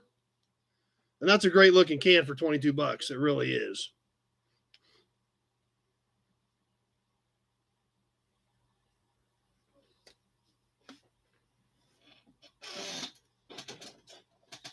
All right, a couple questions popped up in the middle of that. Eric, would you sell the 36 Chrysler? Yeah, I mean, don't matter to me. It's here to sell. Need the deluxe emblems off the front of a 49 Chevy. I'd have to see if I've got any of those left. I assume the ones on the sides of the front fenders is probably what you're talking about. So.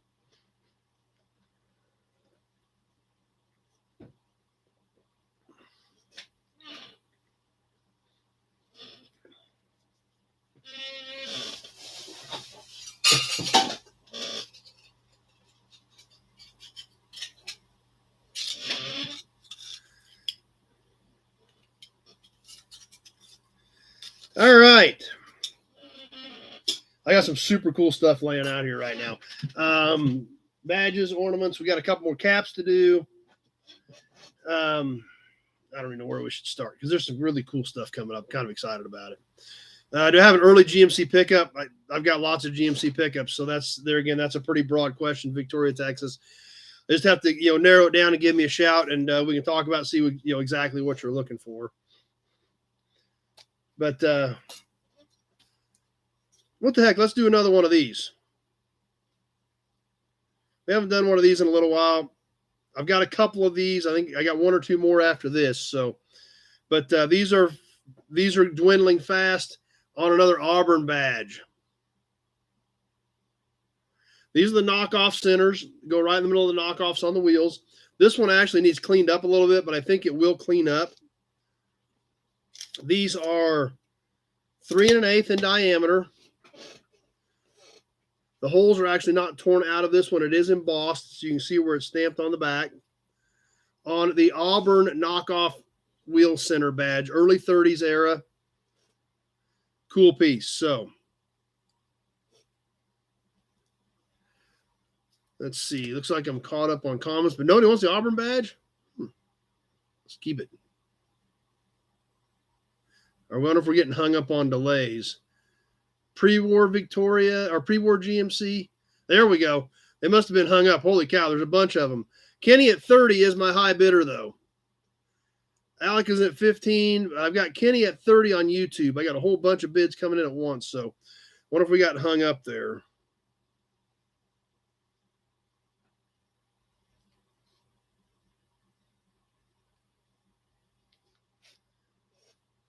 Kenny at 30. We are live on the timer. We are rolling along.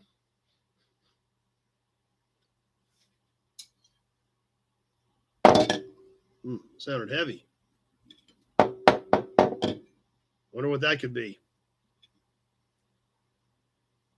Kenny at 30. It could be dangerous to have your own Auburn badge. That's a good point, David.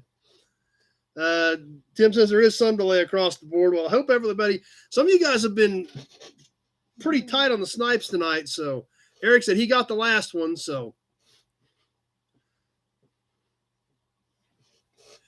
Kenny at 30 as we hit the 1 minute mark. Alex at 40.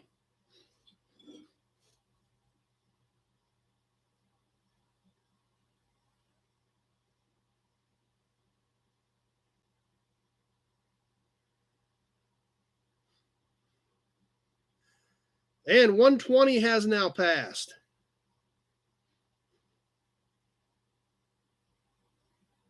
As we come up on the 130 mark, we've hit 130. We're down to 30 seconds. Alex at 40 is my high bidder. Not the last one, but they're dwindling quick, and there's not many left. And after that, that's it. Where else do you get them? So 20 seconds left. Alex at 40. Get them while you can. Kenny at 45 with 10 seconds left. Alex at 50. Tweedledee at 46, but I had Alex at 50 already, and that did it. Alex at 50.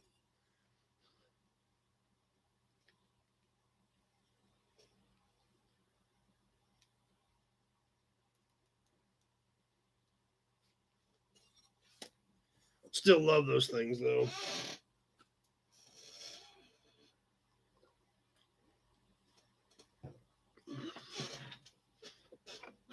Doesn't badge.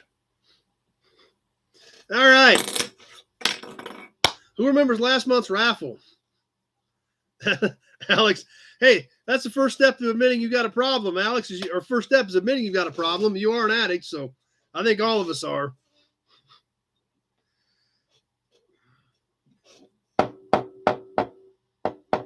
Who remembers last month's raffle? Hood ornaments. Let's do a hood ornament. Check this thing out. Let's do another Dodge Ram. This is off a car, 46, 47, 48 car. It's not broken, but does have some pitting in it. Car cane. Yeah, that's right, Zach. Bright, shiny chrome. Does have some pitting in it. Awesome ram's head. Eric's at 35 already right out of the gate. Not messing around. I love doing these Dodge Rams because we go bam, bam, bam, bam, bam. You think you're getting head-butted. Good-looking piece. These actually are fairly well detailed in the face. You can actually see the eye and the nostril and the horns swooping back, the full body on these things. They did a nice job on those. Welcome to the Nobody's Anonymous Therapy Group. There you go. The overall length on this piece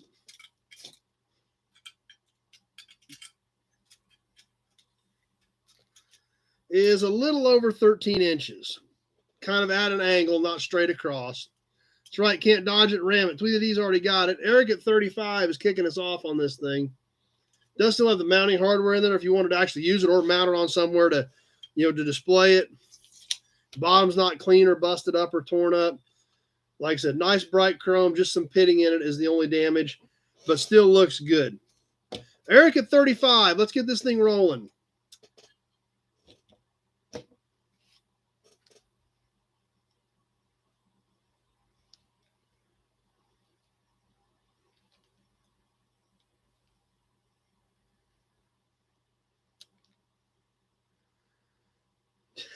Hi, my name is Kenny, and I'm a nobody. Yeah.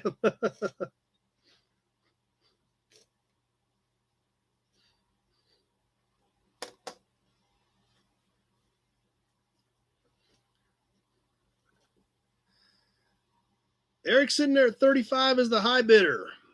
Whoa. Got to be careful with this thing. You get a little weight to it. Gets a little lopsided.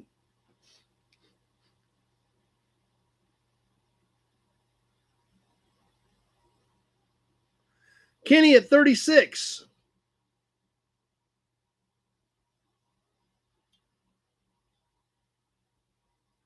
Even has the curve of the body down the top of it. 1 minute has now passed. We've hit the 1 minute mark. Kenny at 36.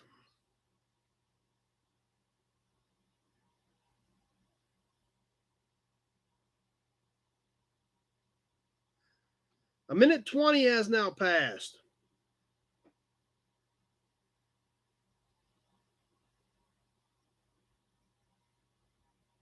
And we've hit the minute 30 mark. 1 minute, 30 seconds has passed. We're down to the last 30 seconds. If you're going to jump in, now's the time. Eric at 35, Kenny at 36. That is a good buy. It's a great buy if Kenny gets it at 36. 20 seconds left to go. Mark at 40. Randy at 38. Mark at 40, though. 10 seconds left. Mark at 40 is the high bidder. Pete at 45. Pete at 45 is my high bidder. Jason at 46. And that does it. Jason slid that 46 in there right at the end and got it done.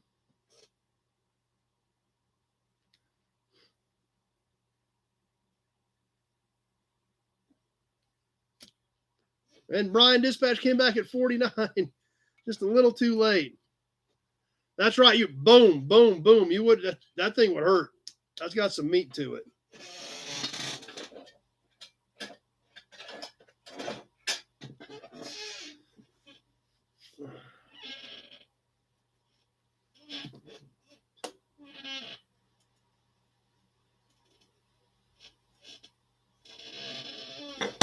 Yeah, that's a great piece for under $50. I figured it should have broke a little. I figured it would have done $50 or $60 with the pitting in it, but Jason got it at 46. So How about a Hudson badge?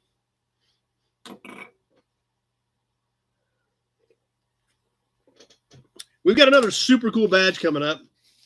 You guys are probably familiar with this one. We've seen it before. And but it's a great piece. 1 year only.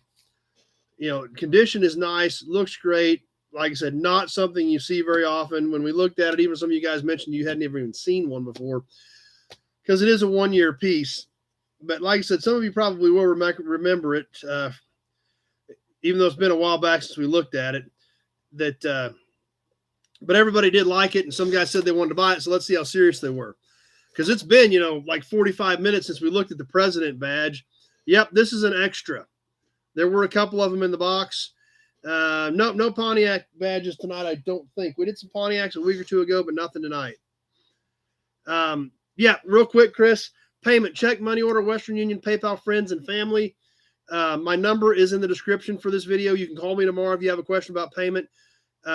Shipping is included on these smaller items. Sometimes we do bigger items that will have individual shipping, but I will announce that these smaller items, shipping is included in the price, Chris. So if you want to bid, David W. started off at 40. So if you want to bid, throw it out there. If you got any questions, you just call me tomorrow and we'll get it sorted out, Chris. Not a problem. But yep, this is a duplicate. There were a couple of them in the box. There were actually 3 of them, and I think I'm keeping the other 2. So this is the spare one in this condition. Look at the chrome on this thing. Just like we looked at earlier, great colors in there with the gold and the blue. It's got a little bit of delamination in some of the colors back in here. Back is clean. It is flat. It is a flat emblem. It is stud mount. You can screw it to bolt it to something. You can cut the studs off, use double-sided tape and stick it to something flat. But it is a great looking piece. Gail digs it too on Facebook. Jason picked up 48 Olds hood ornament this weekend. That's right, Tim. Need to get the sunglasses bag out. So David W. is kicking us off at 40 on the 1956 Studebaker President badge. So let's roll with it. Let's get it. We are live on the timer.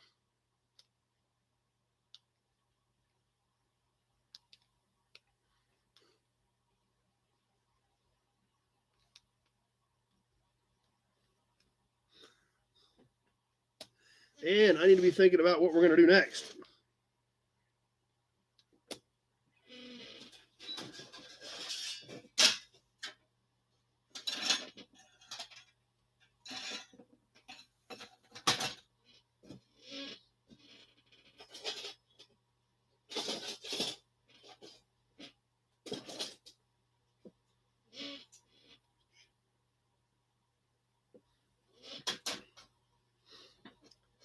David W. is sitting out there at 40. I wonder how interesting. This might get interesting because nobody's doing anything.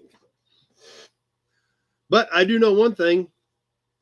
I do know that in 60 seconds, we're going to see how quiet it really is out there.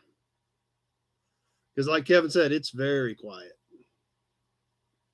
Spooky quiet.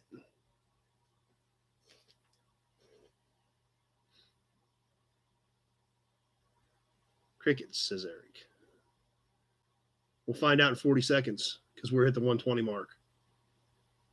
Alex at 45. Michael at 48 on Facebook. We hit the minute 30 mark. We're coming down to the end. Norma at 50. Alec at 45 on Facebook. We're already at 50 at this point with Norma with 20 seconds left to go. 15. Norma at 50. 10. Pete at 60. Michael at 55, but I've already got Pete at 60. We're coming out of the wire on this thing. And that does it. Pete at 60. That did get kind of interesting there at the end. Had Michael over here on Facebook. I don't think you've played with us before. I'm glad you jumped in there. But Pete at 60 is who we had at the end. Cool piece. Congratulations, Pete.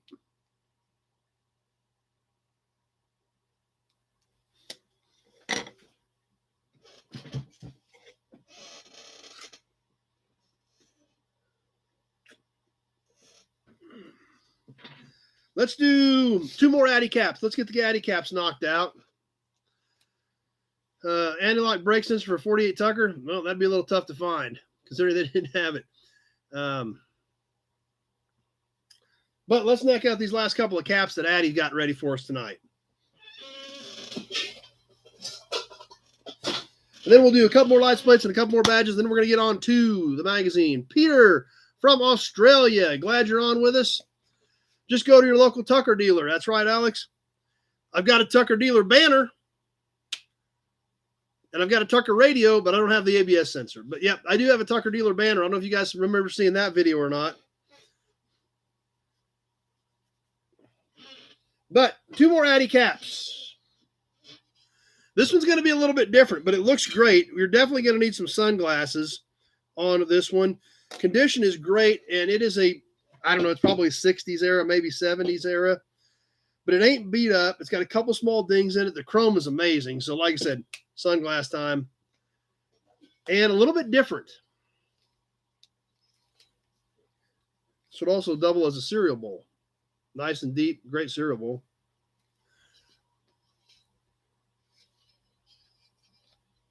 VW. Yes, it's probably, I probably off a little bug or a bus or something. A little VW cap, 60s, 70s era chrome. Man, I about need a blood blinding me. Good looking cap, nice chrome, great display piece, or could use it if you needed it, I would assume. Back's nice and clean on it. Like I said, it's deep enough for a cereal bowl. Randy at 40. I figure Randy probably had plenty of these, but maybe it's because of the condition on it. It's pretty nice. About 10.5 outside diameter to outside diameter. Randy at 40. Let's get this thing on the timer. Or a hat. It would definitely work as a hat. Just doesn't stay very well. On the cool old VW cap. Randy at 40.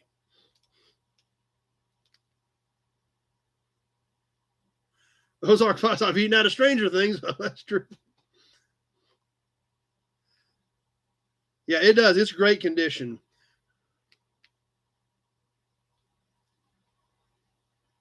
That's right. Haircut bowl. Done.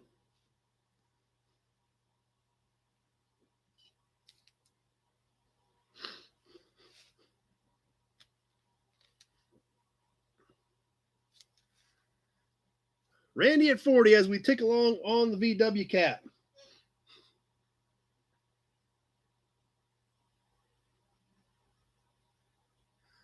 And 1 minute has now passed. Wow, you can kind of see everything in this. See the Delco sign over here. See the Saucony sign over here. Hey, we even see the Pontiac print up there. You see the Pontiac race print right up there. 120 has passed. Yep. Shop mirror. That's true. It would work as a mirror. Randy at 40. 1 minute, 30 seconds has now passed.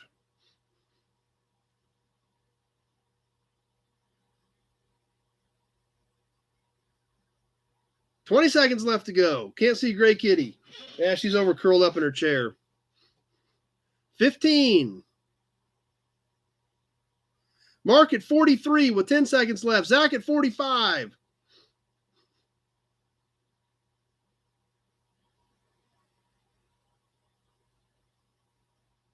And that does it. Zach at 45.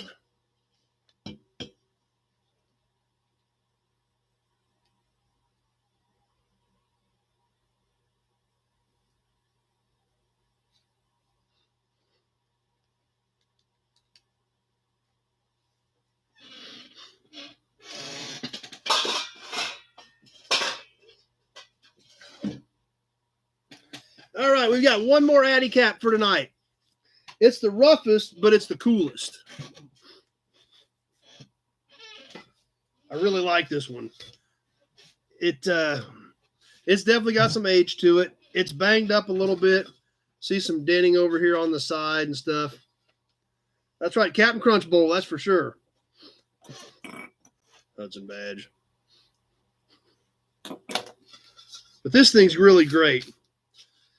This is about, I'm guessing 39, 40, 41, something like that. So it's got some age to it. It is banged up. We see a lot of dents and dings and stuff in this one. but it is so cool because it is a Mercury V8. Like I said, this is definitely the rougher one tonight. It's banged up over here. It's banged up here. You can see the dents on the back side of it. The letters, I believe, were red. Eric at 25, I can see some traces of red in here. So I think this was all supposed to have been red. And like I said, these are display pieces, but man, this is so cool. Like I said, I'm thinking 3940 because obviously they didn't start making Mercuries until 39. But this thing is awesome with this V8, Mercury V8. Eric at 25, let's get this thing on the timer and get rolling.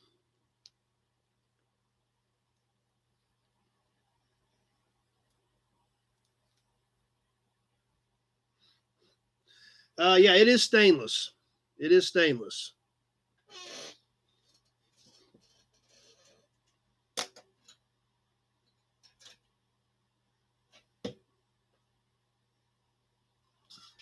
I didn't give you a dimension on it, I guess. Let me give you an overall dimension. It is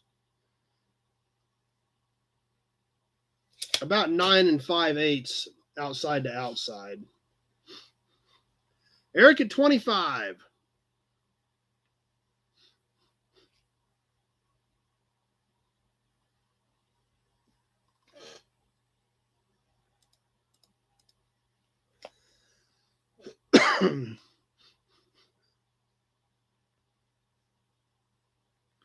As we pass the 1 minute mark.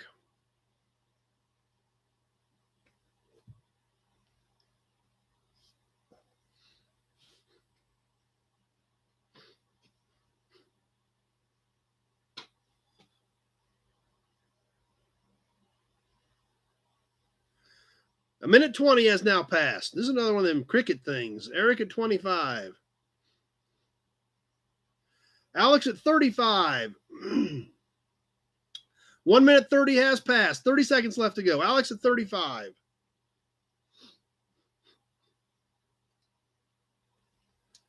$20 seconds left. Alex at 35. Eric at 37. 15. 10.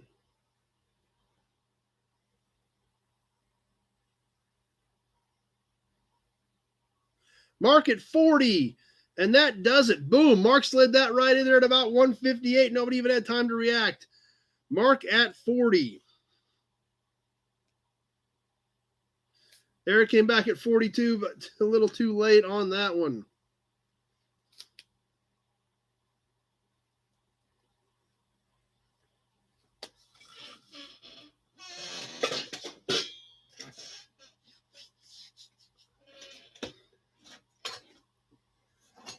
Let's do a license plate. This one's out of state and it even comes with a tag frame.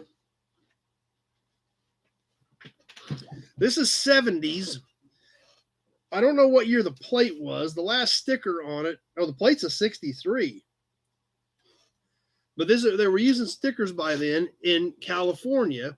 And this even comes with a cool tag frame on it. So you're going to get the tag frame with it. 63 plate, stickers up to 75 on it. On this black plate, California, yeah, Mark had the timing down on that thing, with a Stockton, California dealer frame. Check this thing out. It's got a little wear to it. We've got a little bit of paint loss up here. This is a pop metal tag frame, and you're gonna get the whole thing. I'm gonna throw it in a whole shooting match. From Gene Gabbard, Stockton, California. California plate. Chris is at 20. We can see on the back here, it actually has the 63 stamped in it.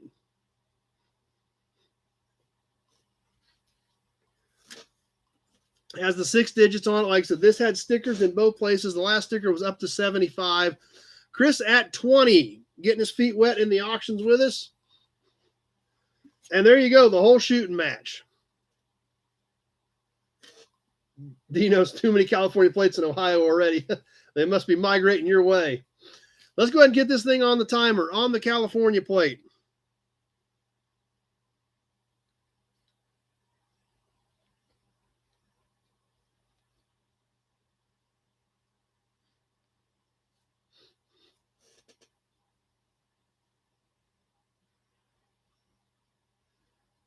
And we're ticking along. Chris at 20.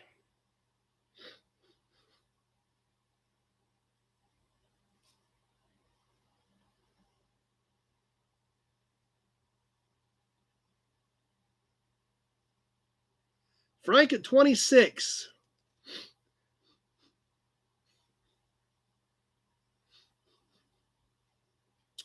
Kenny at 28.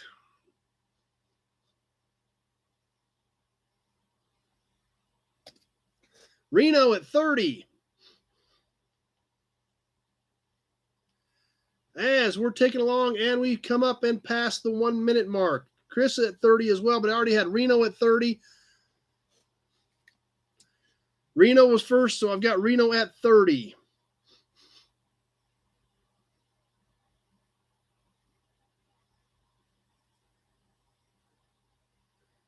And a minute 20 has now passed.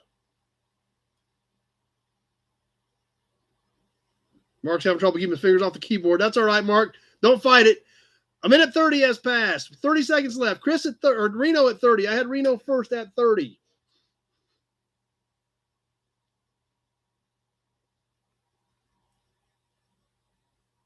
$20 seconds left. Big Job at 45.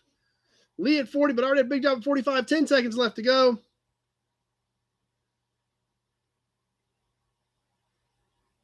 Bill Disk at 56.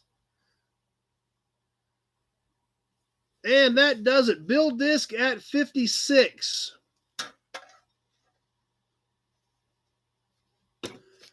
That was a good shot, Bill, because a couple of those came in late, but Lee had 50 and Kenny had 46, so you just barely you covered it all with that $56 bid, Bill. Good job.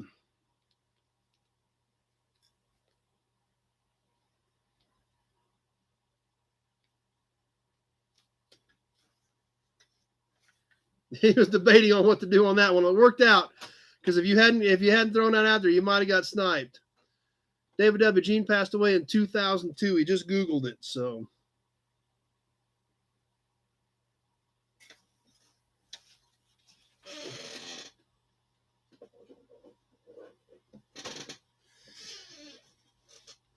All right, couple more badges, and then one more license plate.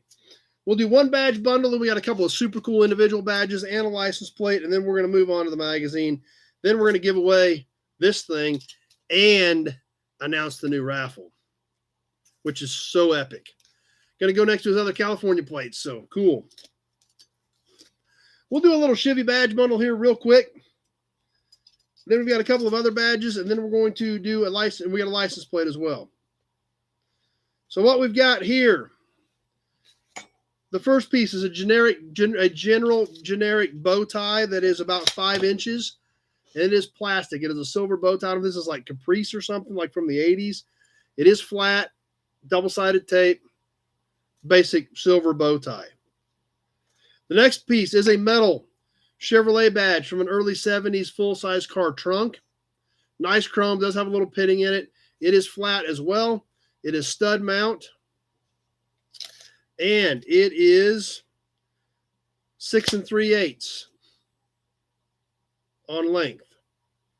And the last one is an early 60s Impala, like 61, 62 Impala. This is also metal. It is flat mount. It is pop metal. It is chrome. Nice shine to it. It's not pitted up. It has studs on the back.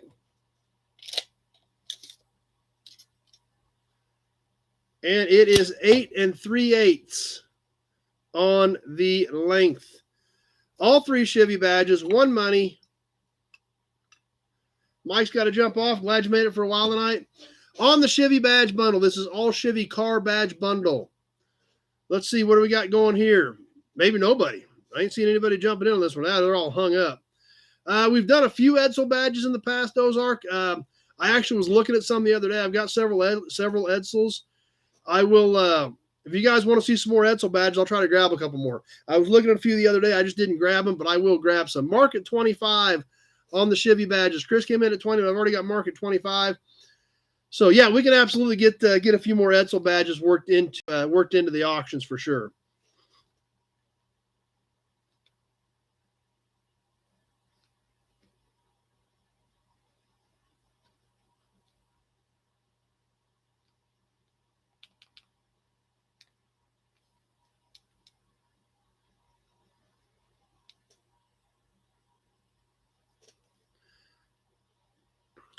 Rusty at 24. I've already got Mark at 25 on the badge bundle.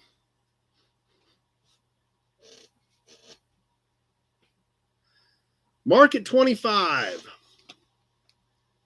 Facebook's telling me that I'm on YouTube. Actually, not Facebook. The computer's telling me that I'm on YouTube. Kenny, I can't bid. I'm driving a number ones for prime rib. That's not a bad plan. But we've hit the 1 minute mark. Mark at 25 is our high bidder.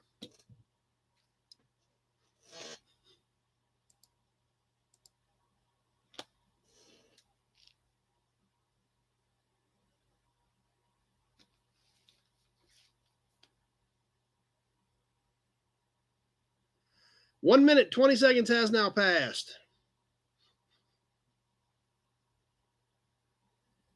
Number one, you're going to have a full house. Everybody's headed your way. Minute 30's passed.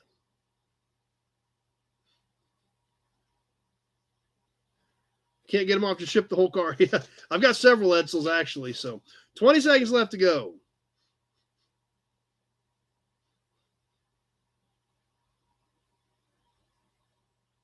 Ten.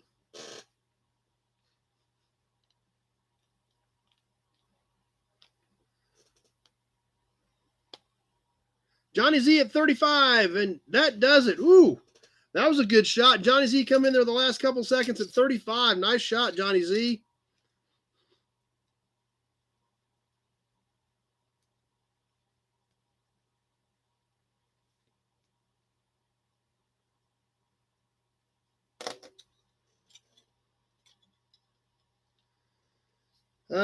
Chad, the COE videos you posted a while back inspired me to build his. He finished a 39 and a 42 Ford COE, both on 02 Dakota chassis. Thanks for this.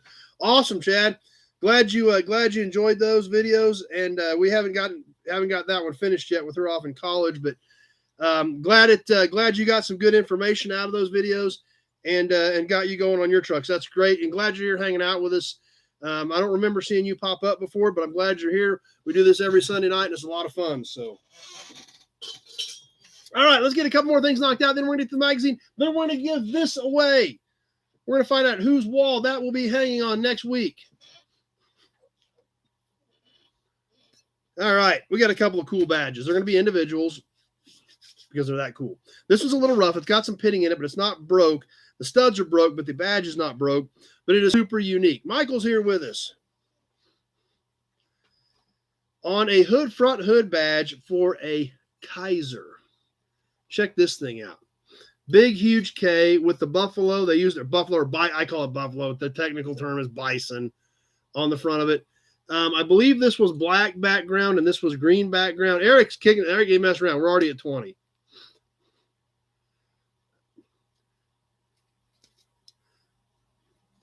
So it is a cool piece. It is curved because it was on the front peak of the hood. You can see it does have pitting in it. It does still have a decent shine, but it does have pitting in it. The studs are broke on the back. I actually took this off the car and they snapped, but these were, this badge is tip to tip, like 5 inches. And these has these little teeny tiny studs and they just popped. So it's a weird looking dog, says Bill. Yep. Yep. Dino thinks it's awesome. Yeah, it is cool.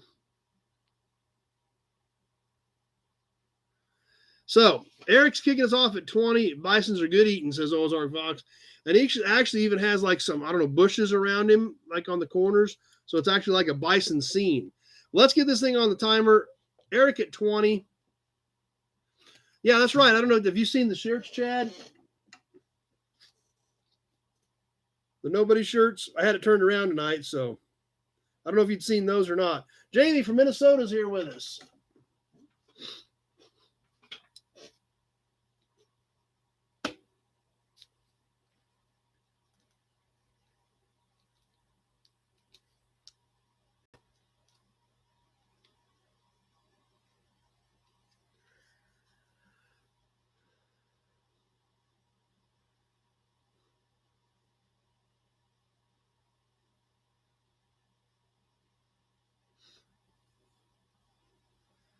Yeah, perfect, Chad. Yeah, just give me a shout. I've got still got some in stock. Some sizes I'm getting low on, and I'm getting real low on the grays. I've got all sizes still in black, but the grays I'm getting low on. This is off of Kaiser. 1 minute has now passed. Like a 50-51 Kaiser, something like that.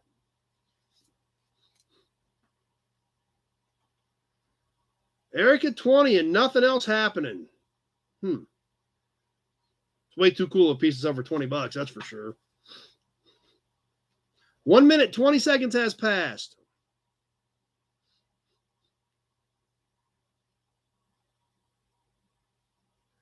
One minute, 30 seconds has passed. We're down to the end on this one. I think Eric's getting nervous. 20 seconds left.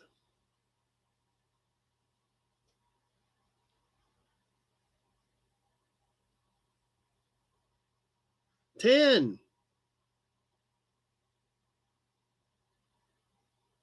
Zach at 25. Kenny at 33.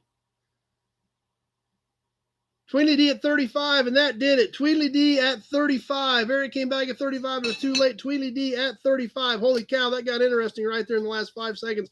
Reno at 40. But Tweedly D at 35. Holy cow, that was interesting.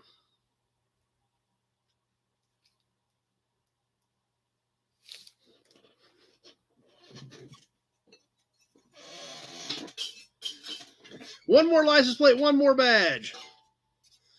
This plate's kind of banged up a little bit, but it's cool. And it's 90 years old, so it's got an excuse to be banged up a little bit. This is one of the long, narrower ones. On a 1931 Kansas.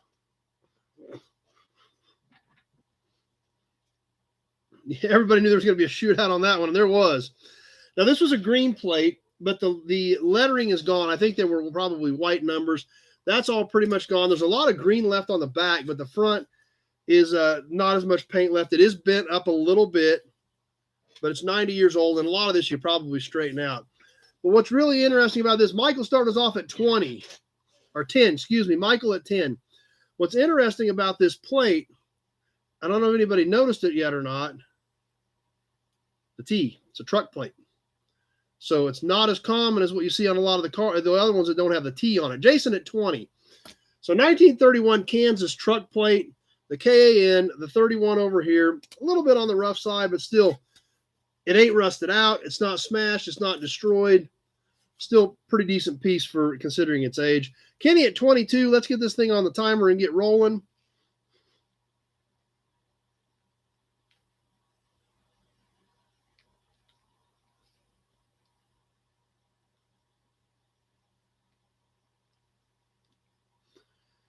Michael at 23. Yeah, this is one of the long, narrower, skinnier ones. Let me give you the dimensions on it for you guys who aren't familiar with these. 14 and 3/8. A typical plate today is about 12. This is a little over 14. Long. And it is 4 3/8 wide. And the other ones are about 6. So this is about 2 inches longer and 2 inches narrower. Norma at 40.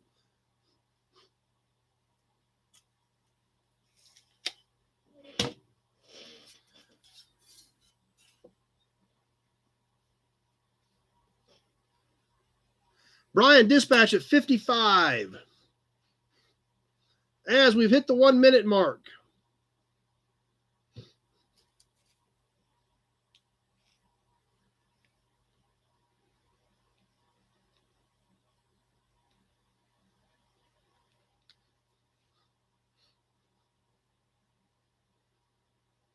$120 has now passed. Brian Dispatch at 55.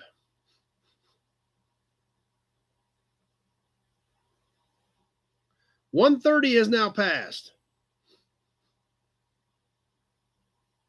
Norma at 65. We just full dollar increments, please, Michael. That just keeps it simpler that way. Norma at 65.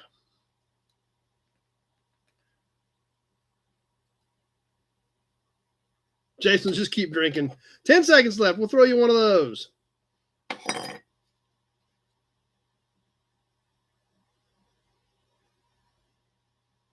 And that does it. Norma at 65.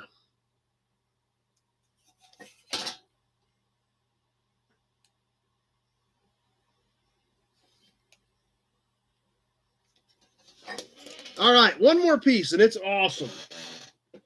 I'm going to get you guys pumped up, excited right now because it is cool. Coolest piece for tonight. Save the best for last. It is early.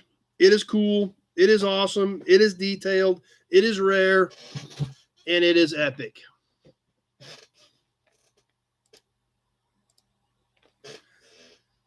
This is a front radiator badge for a 1929 or a 1930 Willys Overland Whippet 6.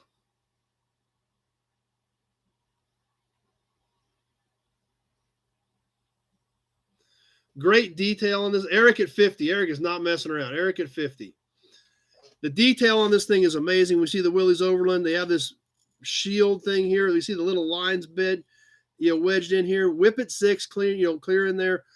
All the detail in this badge. Kenny at 55. There's nothing on the back. It probably have one of those little push buttons to flatten it. It is broke off. It is a flat badge.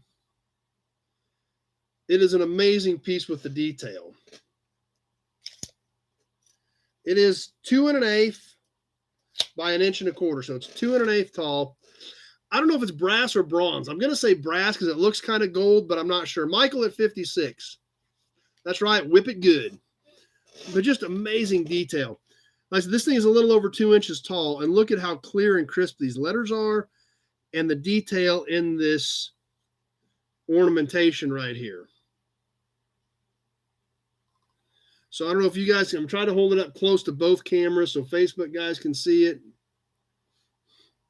Mark at 60 as well as our YouTube guys. Yeah, this thing, I told you it was going to be cool. I told you the last piece was going to be cool, awesome, and epic. And I think it is. This is a spare. I've got one. I think we looked at it a few months back. Mark at 60. And we're live. We are on the timer. Mark at 60.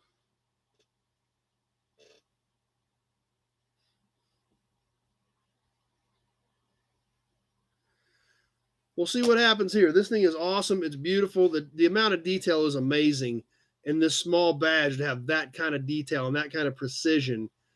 But there again, most cars back then looked about the same. You had to have some sort of an identifying mark, and your front radiator badge was your identifying mark. It had to stand out.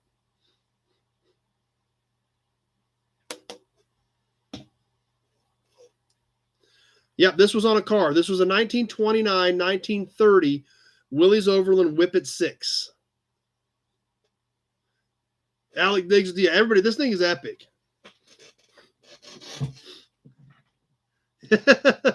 Pete needs to know range, wind, speed, and humidity, which means I think he's going for a long shot. 1 minute has passed. We got less than 60 seconds left to see what's going to happen on this thing. Mark at 60.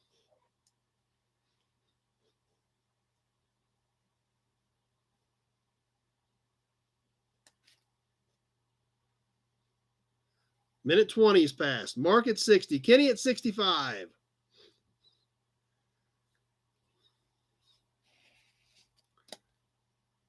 Minute 30. 30 seconds left. Kenny at 65.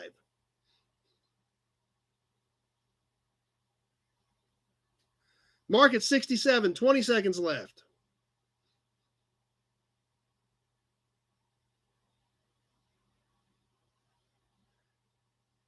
Ten.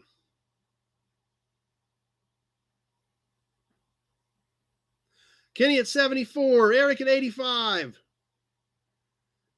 And that does it. Eric at 85.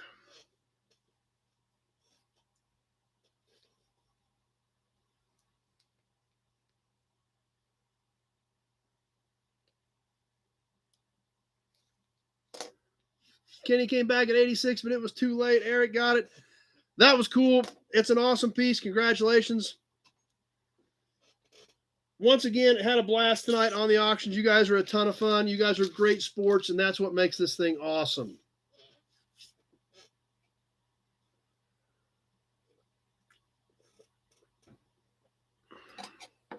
Auburn. Dino says he's coming back. Glad you're having fun with us, Dino. We do it every week, so. And now, let's get into the magazine. As always, for you new guys, we do half a magazine every week. We take a magazine from history. Sometimes it's 70 years old. Sometimes it's 40 years old. But we look at the articles. We look at the ads, and we have a lot of fun. So it's going to go perfect with Eric's hubcap. Exactly. You're exactly right. But September 1971 Motor Trend, cover price of 75 cents. And let's dive into this thing so we can get to giving away that pump plate. We split these magazines up. We used to try to do one every night, and there was so much cool stuff we were missing. We decided to split them. So for you new guys, we're starting at the back half of the magazine. We did the front half last week.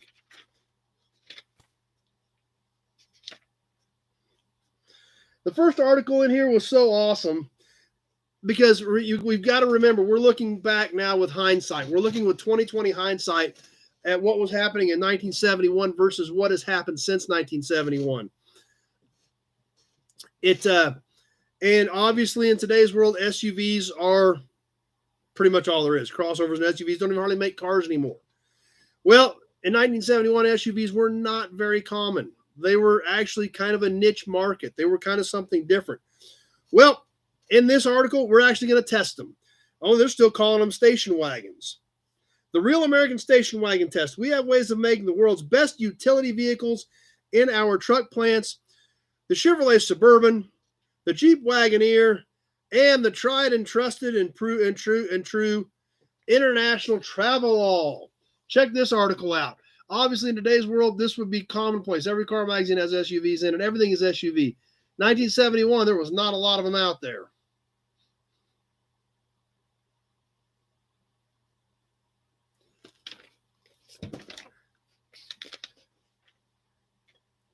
Now, the interesting thing about the wagon test, and it did show all three of them here with their doors open and everything. And we talked about this just a little bit earlier when we talked about Studebakers, about how a lot of times, a lot of these smaller automakers were actually onto some of these trends and technology way ahead of the big three. And that's what we saw in this article. The Wagoneer fails to utilize good design potential. Ride is poor and handling not up to standard on the Jeep Wagoneer. Chevy's Suburban has one more seat than Travelall and one less door. Performance is marginal. Travelall is far and away the best of the real station wagons in design, comfort, and quality. So just like we talked about earlier, sometimes these little guys actually put out better products, but obviously in this case, a few decades ahead of their time.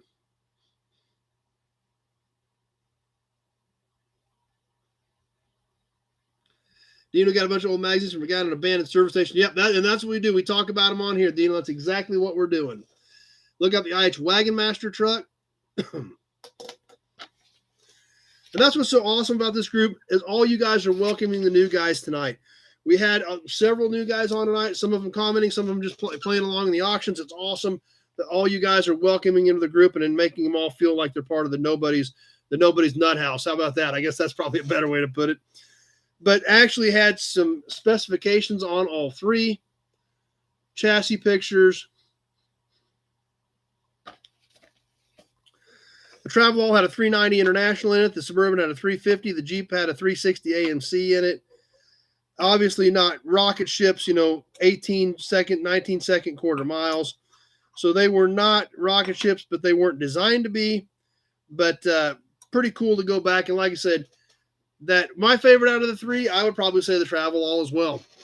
I think the Travelalls have always been underrated. And I'm actually kind of surprised. I've still got that 67 Travelall I picked up about 6 months ago.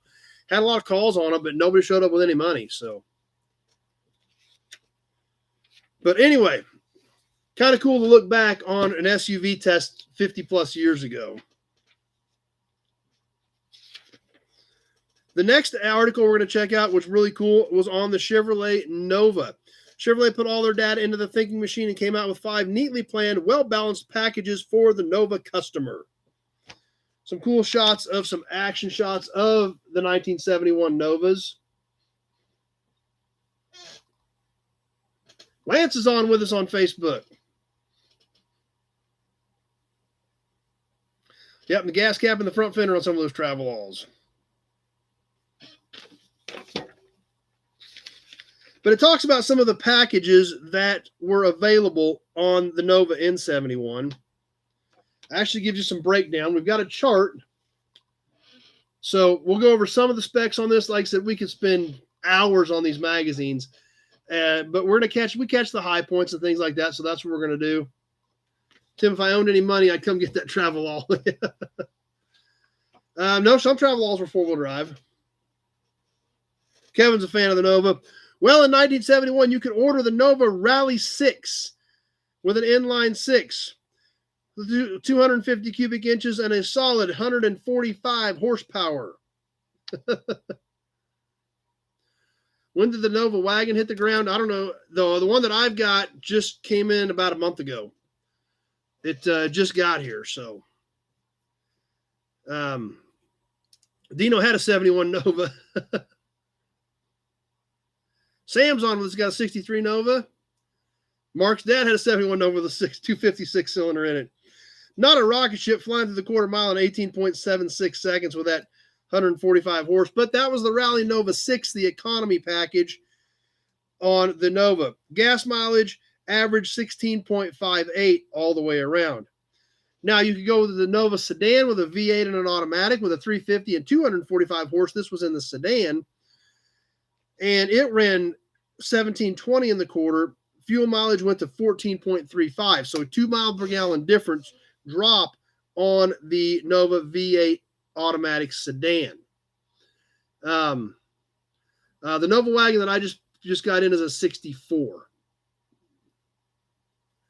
That's right, Randy. The old magazines had specs and torques. Now they have touchscreen details. That's exactly right. Now, the Rally Nova 8 was also the 350 with a 245 horse 350. This one actually had a 3-speed manual transmission versus the sedan they tested with, and it was an automatic. And it ran a 1680 in the quarter mile, but it actually got 13.84 mile per gallon average. So it actually got less mile per gallon with the manual transmission. So Victoria, Texas, their dad had a 69 Nova. Novas have been popular cars for a long time. Now, if we wanted to buy the 8-cylinder Nova Coupe and get a little sportier, it actually gave us some details on prices and options, which we're not going to go through all of them. This whole chart up here is prices and options. We're going to catch a few of them. Kevin's sold had a 69 or a 396 Nova. Those were pretty rare. One of his biggest regrets is selling it. Yes, the Nova wagon video is up. It's not on Facebook yet, but it is up on YouTube. I think I posted it last Friday, a week ago Friday, if I remember correctly. But yes, the 64 Nova wagon video is up on YouTube. But if we want to spec out our 8-cylinder Nova Coupe, because obviously we're going to go for more of a performance-oriented version on here. We're going to go for something a little cooler than a 6-cylinder coupe or a sedan. Base price, $2,471, $2,400.71. Seat deluxe, custom deluxe belts, $20.50. Tinted glass, $40. Bucket seat interior, $247.55. So if you want to go to bucket seats, that was a $247 option. That was a pretty big stroke. And I guess that explains why a lot of them had bench seats, even in the 2-doors. Rear under defroster, $31.60. Visor vanity mirror, $3.20. Posi rear end, $46.35. So you get a Posi rear end for $46, but bucket seats were $247. Disc brakes, $69.55. The V8 was a $26.35 option. 3-speed to a floor shift instead of a column shift was $26.40. Sport steering wheel, $15.80. Power steering was $103. White wall tires, $54.45. Clock was $16.90. AM/FM was $139. $139 for an AM/FM. So that's why a lot of that stuff didn't have AM/FMs back then either. So that kind of gives you an idea. Rally Nova equipment, $99.55, but it does not break down what the Rally Nova package consisted of. But that kind of gives us an idea of what some of these guys were up against and why some of these cars didn't have a lot of the options. Where why wouldn't you order a Nova with bucket seats? Well, it's $247.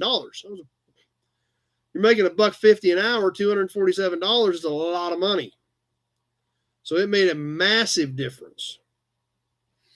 So radio delete free. That's right, Kenny. So kind of some interesting information on the 1971 Chevrolet Nova and the option packages available on them. The next article is pretty interesting. We've actually done a video on these, and I've actually used this stuff, believe it or not. And it was brand new technology at the time. This was some of the first tests on this equipment. Yeah, that's right. They made good dirt track cars too, for sure, Ozark.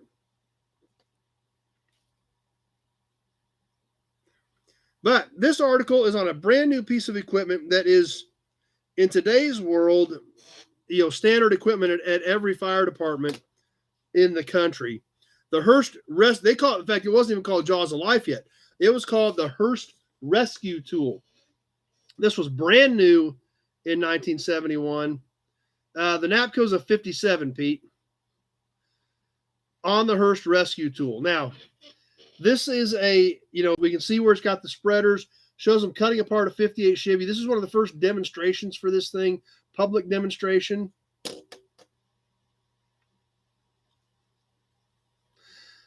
So I thought that was a very interesting article. Now, I mentioned we did a video on this. We actually have a video on utilizing this equipment. The Great Bend Fire Department came out. I gave them some cars to cut up, and they actually let me use this stuff. They let me do some cuts and do some spreads. It was pretty cool. This stuff is heavy, but there again, it is necessary in today's society. It has saved countless lives, being able to extricate people extremely quickly from a damaged vehicle. And he came up with the idea after a NASCAR race where they couldn't get it. Took over an hour to get a guy out of a wrecked car in the early 60s. That's why this tool was designed. But in 1971, it was new technology. Johnny Z saw the video, so yep, they did target a very specific demographic, but now it's mainstream and everybody's got them. They've got to have them. Michael's had to be rescued with them. So yeah, perfect. Perfect example of how they've worked. Michael's is a living testament to this tool. But just cool to look back there again to 1971 when it was new technology. Nobody's seen it. Nobody had it. Nobody used it. But that's what's so great about going back in time with these magazines, putting ourselves back there and studying it.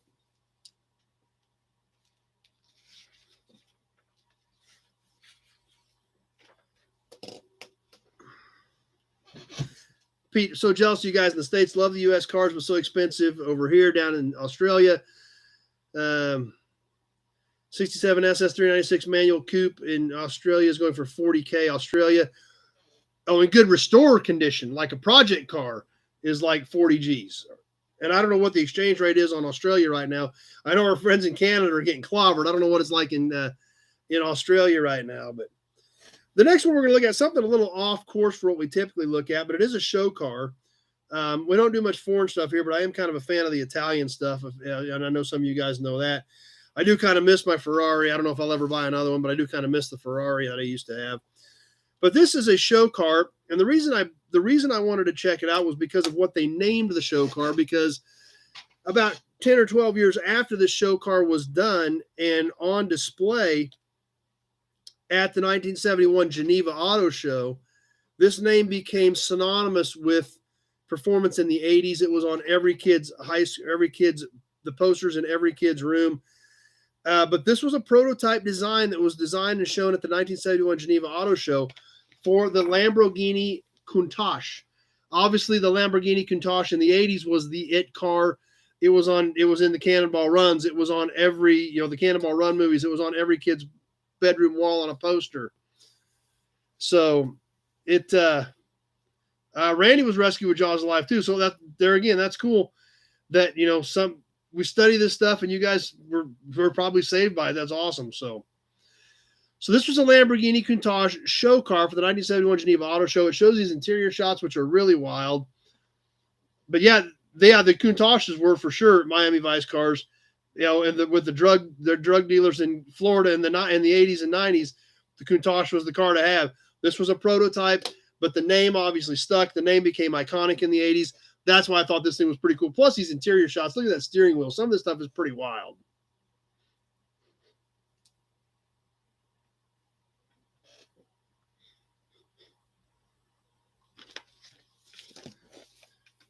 Let's catch a little bit more in here, and then we're going to do the ads. We're going to catch some race results.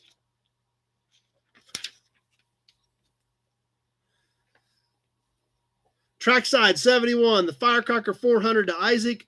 Petty Masters Trenton again. Allison sets record. Some pictures here, but not a ton of great pictures. But man, these old 70s race cars are awesome. But this one shot is super cool, and it kind of caught me off guard at first. We're going to check it out. In Australia, get 68 cents to our dollar, so it's kind of weak there. So 40,000 Australia is 27,000 US. Okay. Still a lot of money for a project car. But check out this picture of Richard Petty. Obviously, it has a growth coming out of the front of that Roadrunner. I couldn't figure that out, so I had to read it. And the text is pretty small, so I'll read it to you. Second place finisher Richard Petty carries errant drive shaft, the lodged in front end. Debris miraculously missed oil cooler and radiator. So that is a drive shaft out of another car on the track, or was on the track. It probably ain't on the track anymore without a drive shaft down on the inside of the track on the infield. But thought that was a great picture. Some other action shots from the 1971 NASCAR series. Of course, got the Trophy Girls. Some other cool action shots here.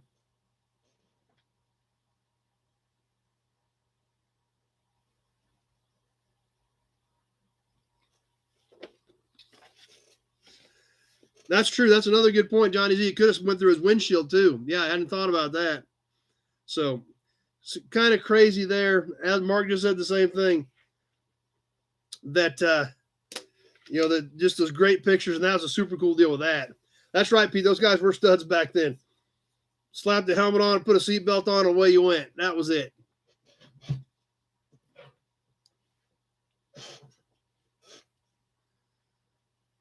So, catch a little bit more racing action real quick. Donahue thrashes the Trans Am field. Yes, remember in 1971, Trans Am racing was a big, big deal.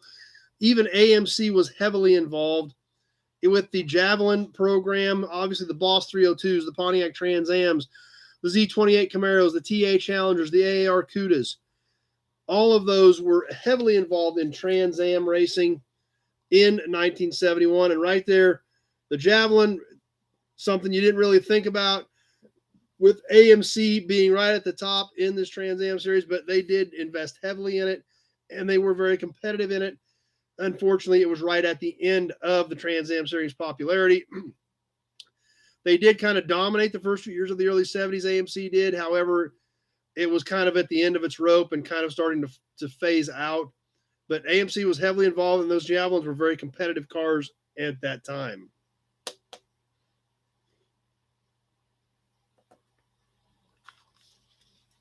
That's what Randy says. They definitely had a strong class, a strong program for that class. Let's catch some ads.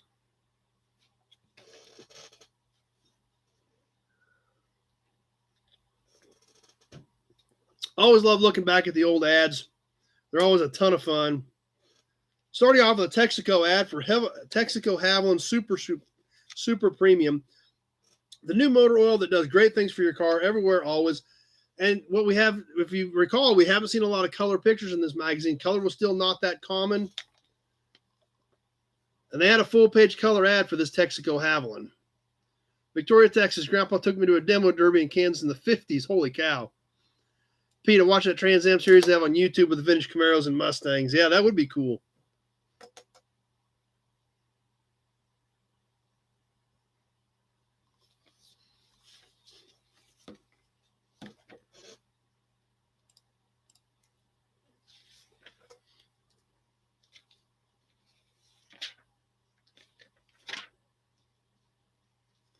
Jump back a few pages to get to some more ads here. Oh, this one I didn't have it didn't even have this mark, but I got to show it to you just because it's so 1971.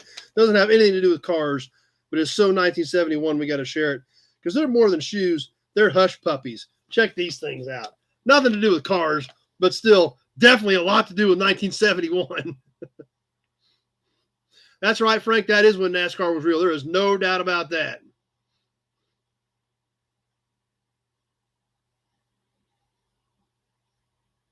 Bill Disc wants a pair of them.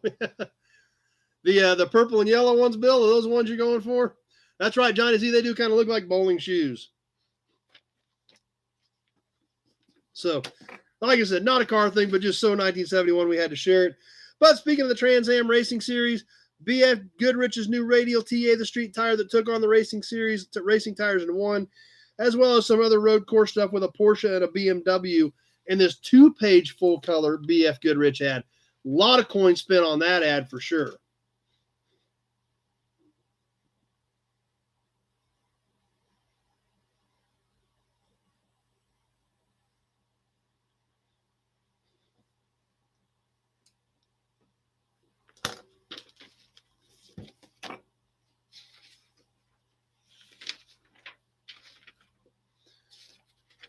Now, a lot of these magazines back in the day, they always had those mail order programs to learn, advance your career, become a specialist.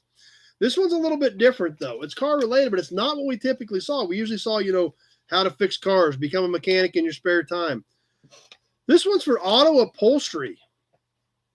Thought it was kind of different. Half-page black and white ad to study and learn auto upholstery once again, which is something that is definitely becoming a lost art in today's world, guys that can really do good upholstery.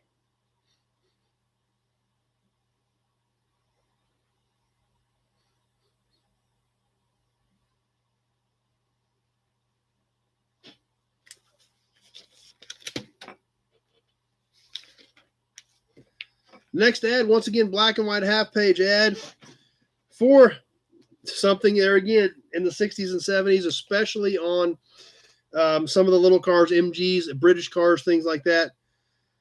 Lucas Lighting, Joseph Lucas, North America, square quartz halogen lamps. Who remembers Lucas Lights? They were a big thing back then. David W. got his own industrial sewing machine for upholstery. That's right, Kenny. It is definitely a lost trade. Mark said, too bad. Yeah, Mark's dad did a lot of ads back in the day, and he said a lot of his originals have disappeared. So, yeah, it would be cool if Mark had found some of those. So, Mark said his dad did a lot of those type of ads. That's cool.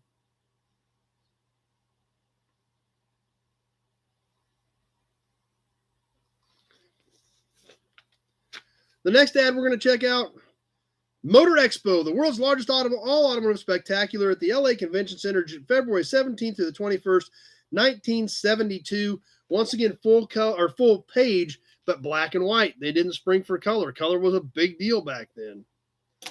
He says he got somebody in Sioux Falls that can do it. Yeah, and that's true. Vinyl tops, convertible tops, that's another good point, Scott. Finding guys that can do that stuff is tough.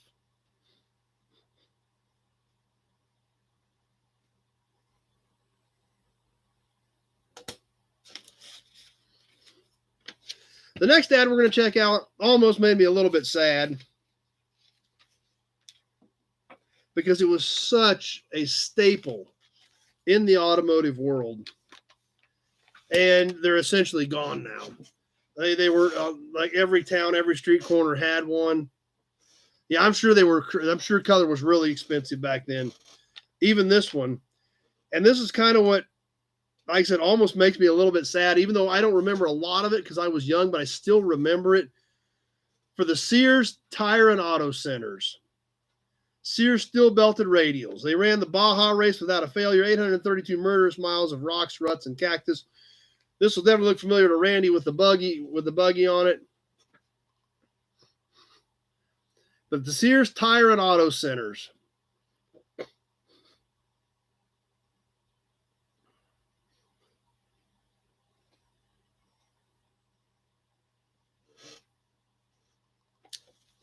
Kevin sure misses Sears. Yeah.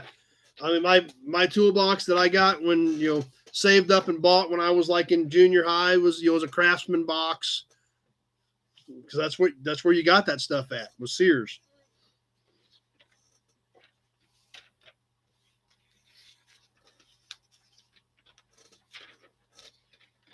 A few more ads and then we're going to keep moving. Next ad we're going to check out. Build this first toolkit set came from there. Yep. Subscriptions to Motor Trend. Plus, you can order your own basic auto repair manual number 3. Save money, fix your own car. Subscribe to Motor Trend now, and we'll send you a copy of Motor Trend's basic auto repair number 3 at no additional cost. Subscribe now. 2 years, 24 issues, just $9. Don't forget, a copy of Motor Trend's basic auto repair manual number 3 is included at no additional cost for your 2-year subscription to Motor Trend.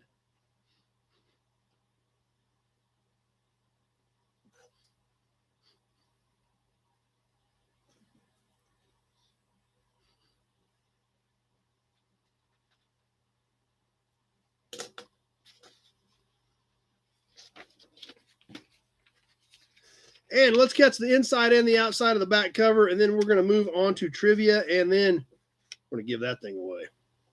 We're going to see who's going to hang that on their wall next week.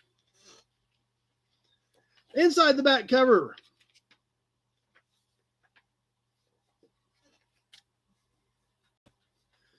Victoria, Texas was paying $6 for Sears premium push mowers to do yards in the late 50s, and gas was 12 cents. Yeah, I don't think they would probably, I think they would probably just throw it in the trash if we sent that ad in today. Randy still got his Craftsman box from 79. We got the complete thing at the store. Yep. Mark's already got his spot ready for the sign. So some of you guys got pretty serious about that one this month too. So we'll see what happens. Now from Motorola, wraparound sound, 4-channel, 8-track tape player from Motorola. Who remembers the aftermarket Underdash 8-track player? Big deal in 1971. I'm going to shoot the AM FM radio was $140. I don't know what 8-track would have cost from the factory.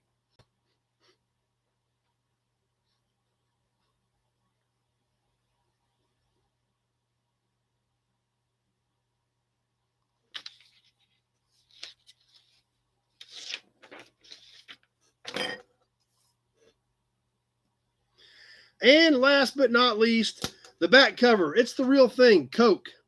Ice cold Coca-Cola. You'll find it wherever there's excitement, fun, and thirsty people. That's the way it should be, with an action shot at the track.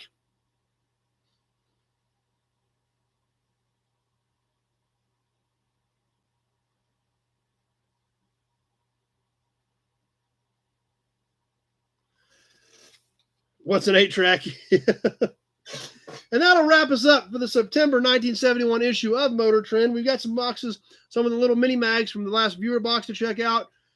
We'll start on some of those maybe next week since we did the back half of this.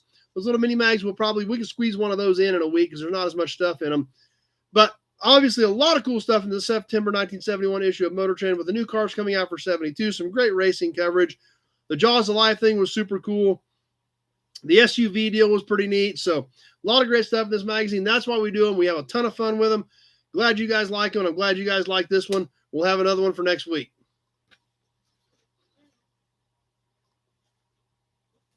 Trivia time. As always, I will read the question.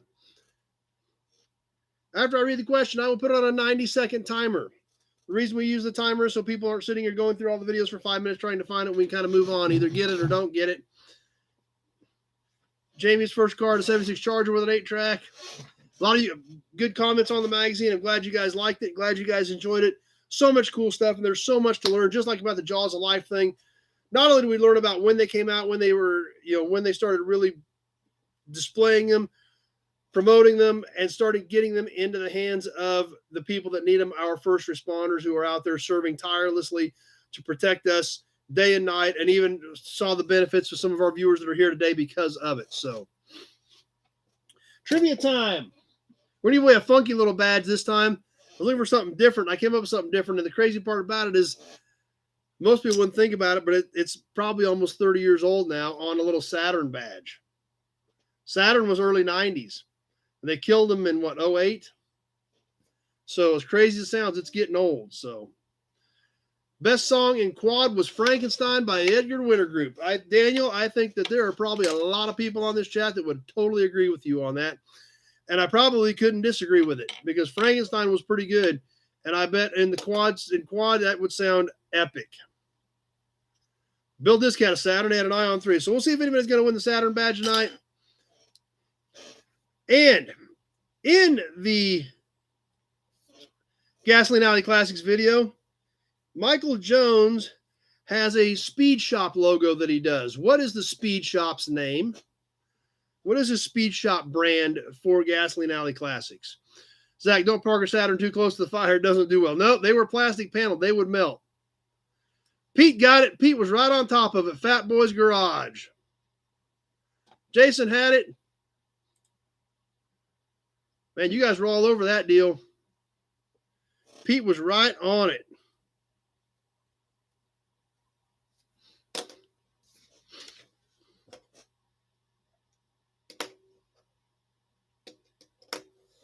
Tim still has an 02 Saturn.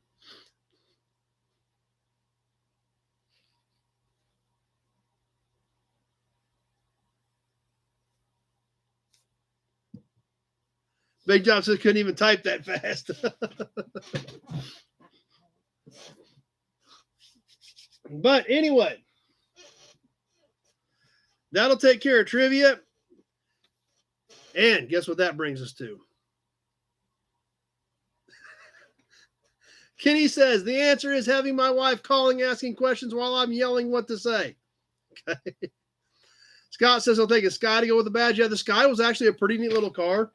The twin to the Solstice, the twin to the Pontiac Solstice, those were actually a neat little car. I really thought they were a great little car, a little sporty roadster.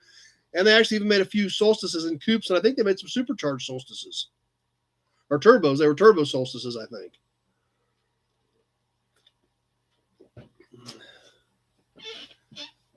I guess it's time. Time to break out that big Buick oil can, isn't it? Oh. Here she is.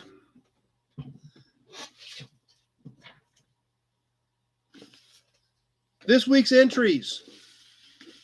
I keep these sorted by week, so I read every week of who is in this week. If you thought you got in this week and I don't read your name, then be sure to get with me so we can try to figure out what happened. Zach loves the big Buick oil can. Thanks to Zach.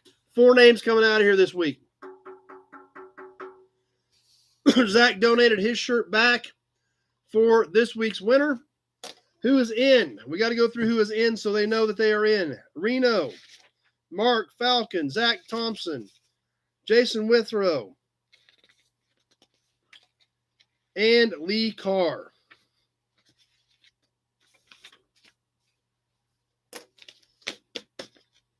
Those are all in right now.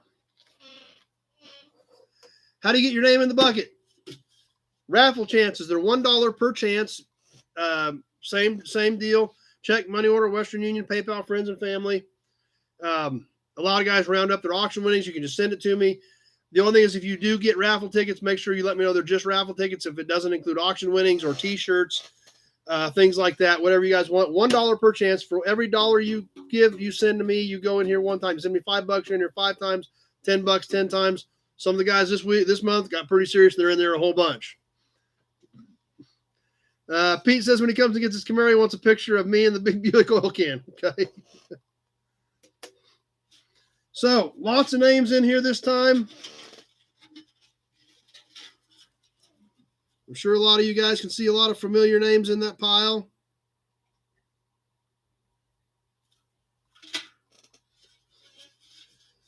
And I guess it's time to give it away. We're going to give away the pump plate. You can only win once. Once I pull your name, you're out. And then we've got the little whiz can, and we're going to do 2 T-shirts. We're going to do 1 shirt. Zach donated his back, 2 shirts. The winners, the first 3 winners, the 4th winner, I've only got 3 of these because the 4th prize was kind of unexpected, will get their choice of Gasoline Alley decals to go along with their prize. So we'll draw the name for the sign. Then we're going to see what they want for these. Then we'll draw the rest of the names. So here we go. For the Fire Chief pump plate, original. It is a 1961 porcelain. Went on the front of a gas pump in 1961. Fire Chief pump plate.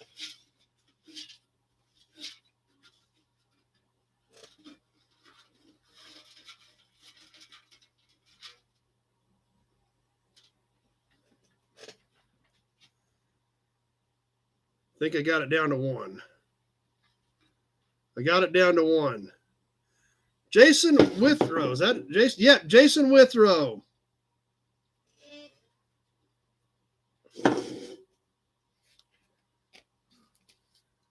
Kevin got his own Gasoline Alley sticker last night.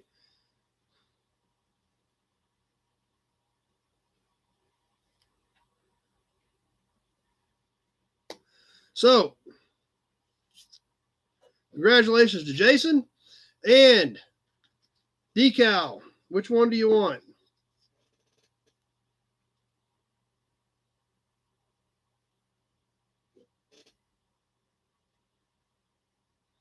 I hope Jason's still on here with us.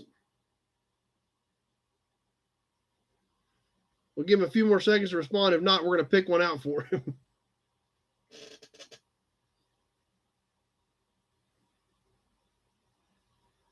I wonder if Jason jumped off. Lady Luck. Okay. This one or the round one?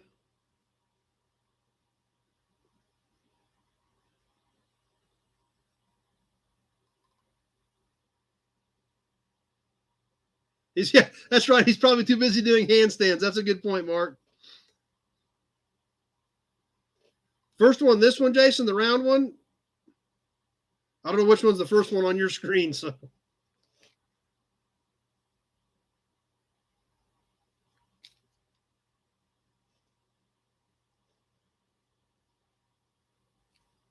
No, okay. This one.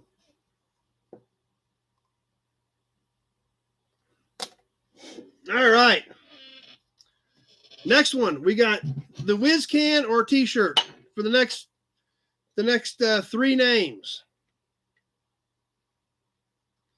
So the Whiz Can or a T-shirt, you're gonna have your choice. Whatever we comes out next. Jason is out. You can only win once to keep it fair to everybody that bought in.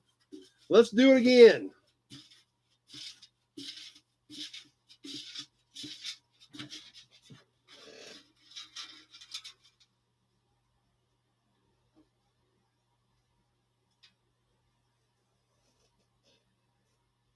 Mark Falcon.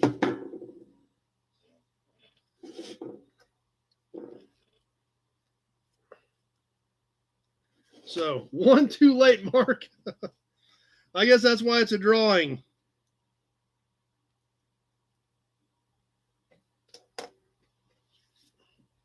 Whiz Can. All right. And do you want Lady Luck or the gear?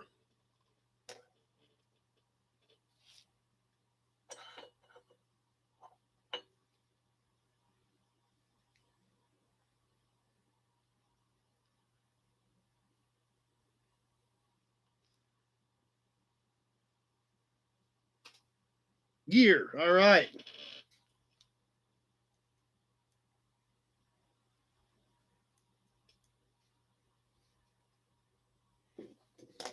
So we've got T-shirts, and this round Lady Luck goes to the next one, and then the last one will just be a T-shirt because Zach donated his back. So, all right.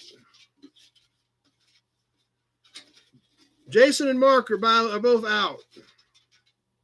I wouldn't be surprised if we pull either one of their names again because I think they both were pretty serious about this project this time. Zach won again. So do you want your T-shirt, Zach, or do you want to keep drawing?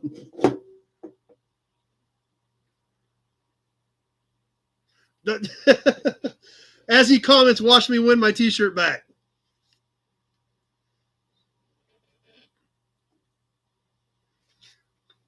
I guess you get the sticker. Just take the sticker. So do you want us to draw again for another shirt, or what do you want to do, Zach? It's your call.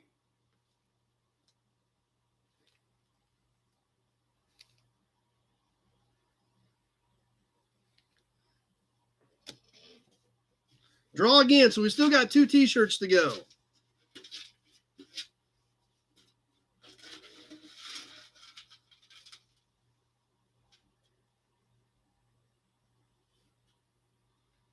Well, Mark Falcon again. Let's try this again. Mark Falcon again.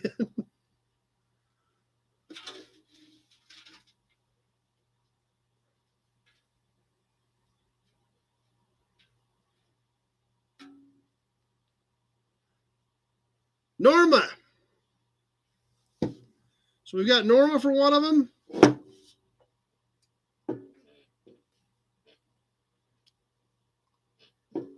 And you'll have to get with me on what you want size-wise. So,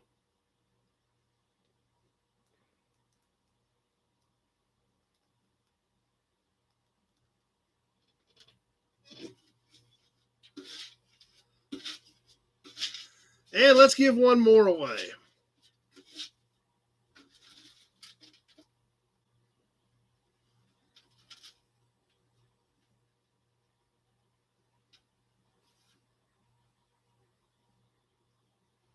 Mark Falcon. I told you guys some of these guys got pretty serious about this project.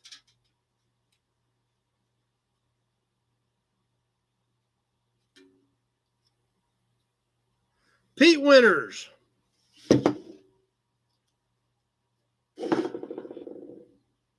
WizCam sounds like something for a road trip. Yeah.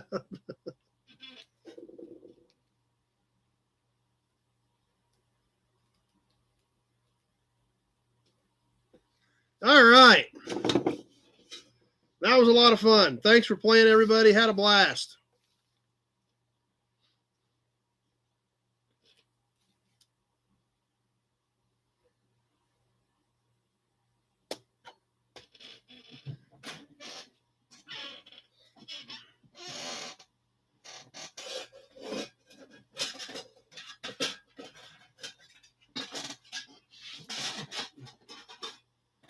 That means it's time to start over.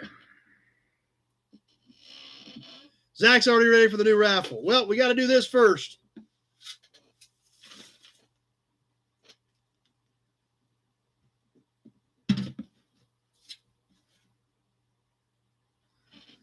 We got to start from scratch. Oh, one more down in there. We need to get that out of there.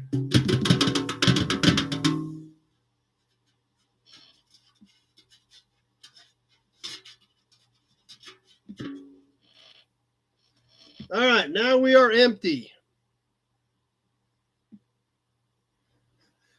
Number one just got the answer too. I think that was the longest delay we've ever had, number one. Yeah, there was a lot. There were some guys got pretty serious about this project. Now, what we're going to do next is something totally different. I already had it typed before you asked.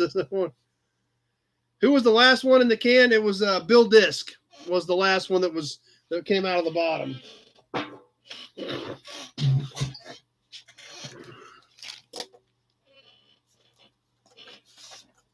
We're going to do something completely different now.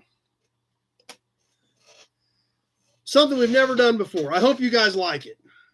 It's completely off the charts. We have never even thought of doing something like this until I had Randy called me. And he said, Randy said, let's do this.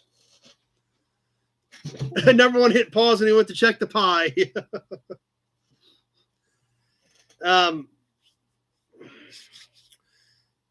In the art world, there's a lot of familiar names. Picasso, Van Gogh, Michelangelo, Da Vinci, Rembrandt. You know, a lot of those that we're familiar with. You know, O'Keeffe, Dali. I like a little bit of art. I don't like a lot of art. I like a little bit of art.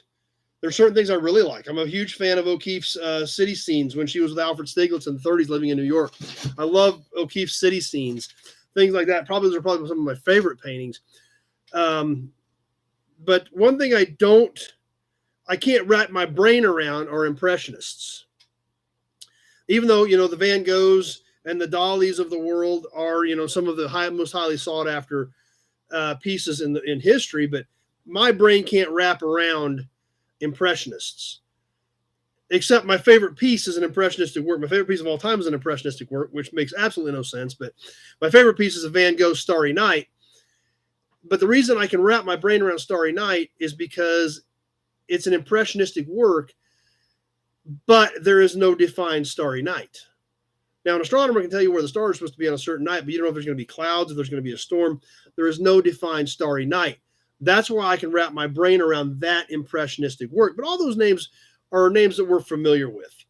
You know, we all understand that, those are, the big dogs, the Mona Lisa, the things like that we see in big museums. They bring tens of millions of dollars. However, in our world, and Ozark Fox is already a step ahead of me. He reads exactly where I'm going with this. There were some very well-known, very historic artists in our world.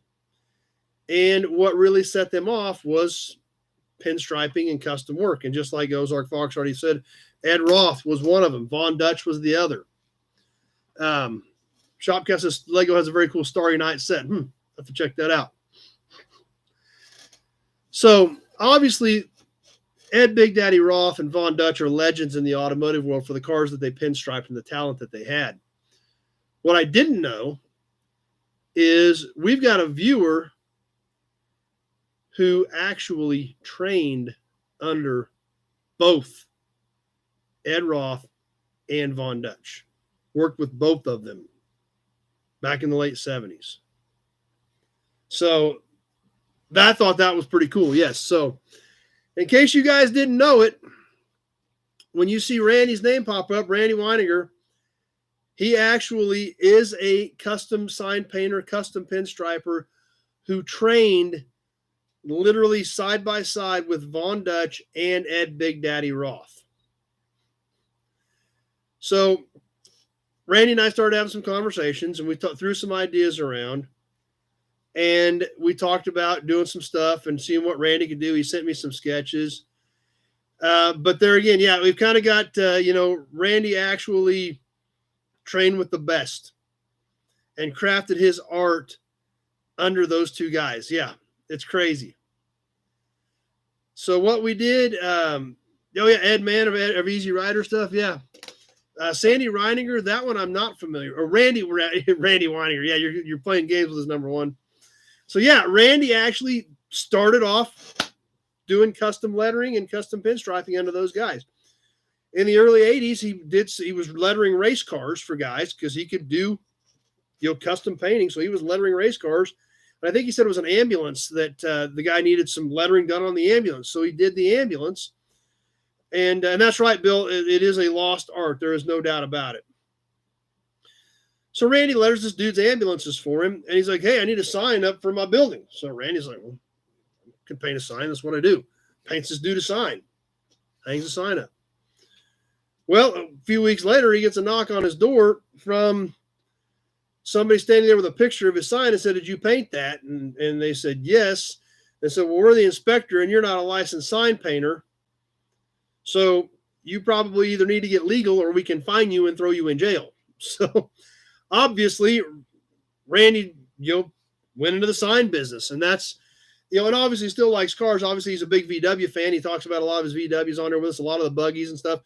And actually, that's how some of this started when Dad found that little VW buggy this summer in that barn. Randy's in, helped call me and help sort some things out on that.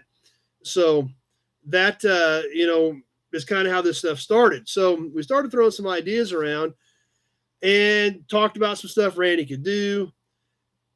And yeah, doing a hard time for painting a sign. I think it was just a threat more than anything. But there again, he didn't. Dude said, hey, can you paint me a sign? I was like, yeah, I can paint all kinds of stuff. So he painted it. I mean, that's all, what any of us would have done. So it's what he turned into doing. So how did we get here? Why are we sitting here talking about this right now? Because all you guys care about is what's going in here, what's going to be coming out of here and what you're going to win. So like I said, we've got some special pieces this month. Very special pieces. And for the main raffle prize this month for January,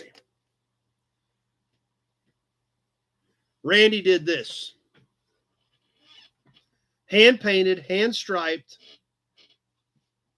from Randy.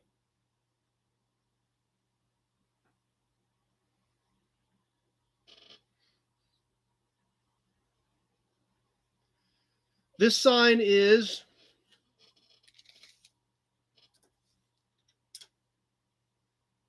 $18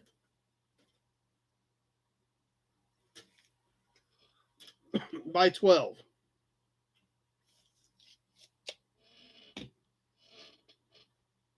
This is on tin. It's on metal. Did an amazing job. All this is just freehand. And you see the differences in the little corners and things like that because it's all freehand. This is not a stencil. Randy just lays this out and just paints it. This, Randy says he's got a dictionary. So Michael in Facebook digs it. It's a cool piece. So this is going to be for the winner this month. I hope you guys like it. I think Randy did an amazing job. And he can do anything. This is obviously a one-off piece for the raffle.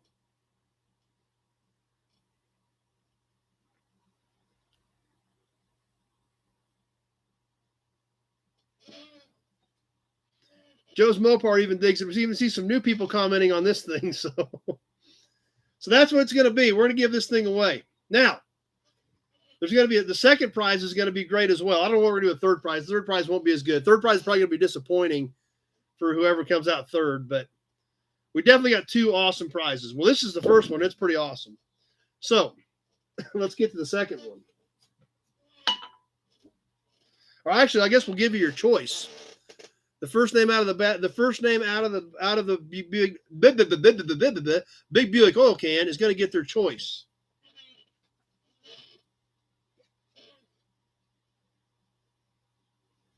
Of the license plate. Pete's got to go, but glad he was able to catch live. Glad you were. What time is it? Is it like noon tomorrow down under, Peter? What time is it in Australia before you jump off? That's right, Throwing Sparks. The artistic part of my brain doesn't work either. I can't hardly draw a straight line with a ruler, so.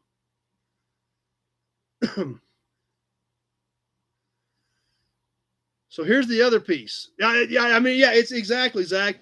It's kind of, that's why I said we'll let the first name out choose, because how do you don't lose either way. I mean, either one's a winner. So, first one out's going to choose. The second one's going to get the other one that doesn't get chosen on the first one. So these are going to be the raffle pieces. Something totally different. Obviously, we've never done anything. We've never tried anything like this. And Randy can do any of this stuff. If you want a plate done for your car, he can do it. These two pieces, he said, are going to be one-offs for the raffle. But, if you want a nobody's tag, he'll paint you a nobody's tag. If you want a 53 Chevy tag, he'll paint you a 53 Chevy tag. He can do any of these. He does a lot of license plates. Does a lot of license plates at car shows, things like that. So Randy can knock out any of this stuff. It is 3 p.m. on Monday in Australia. Well, I'm glad you hung out with us for a while, Peter. You're definitely going to be here in the future. Glad you made it. Glad you had a good time.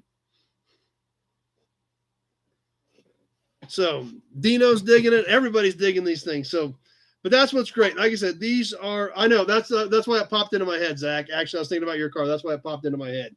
You said something about having him stripe your car, so that's why it popped into my brain. There we go. What do you think of that?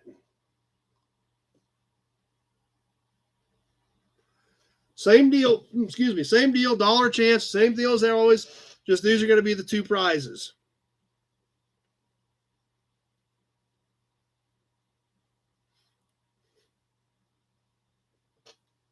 Now, who wants to see the rest of the stuff he sent me?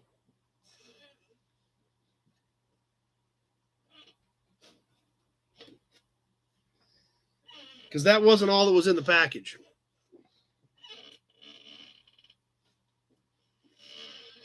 Yes, number one, those are the January prizes. It is tough, Tweety. It's going to be a tough pick.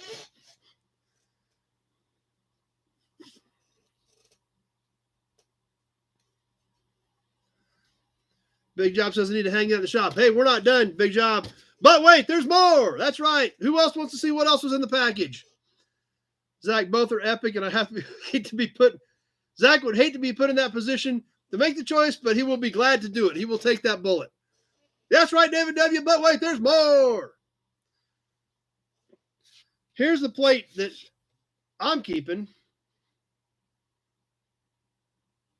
Jason says, I want to see. Show me.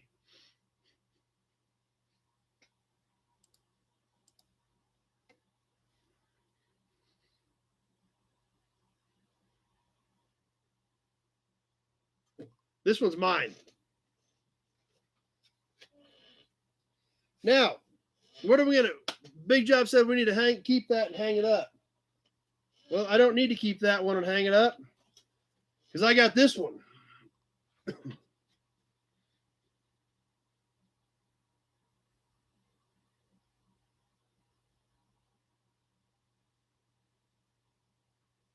But wait, there's more. Not only do I have this one, I have this one. Oh, yeah.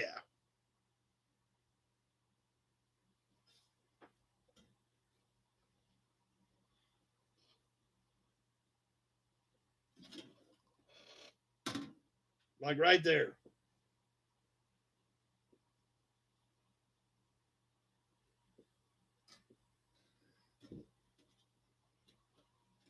Yeah, I like the blue too. I thought the blue was great. But the red came out awesome too. And I love the striping with the blue and the pinstripe on this one too.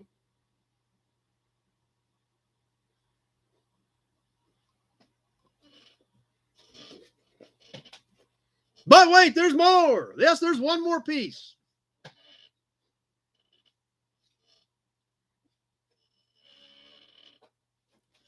And this is a super cool little piece that Randy did on plastic that we kind of were throwing stuff around over here a month or so ago. And we kind of came up with this. And I thought it was pretty cool. He did this on a small little piece of plexiglass. It's a little bit smaller than a license plate. That's right. Randy can paint the pinup girl on the plane. That's a good idea, number one.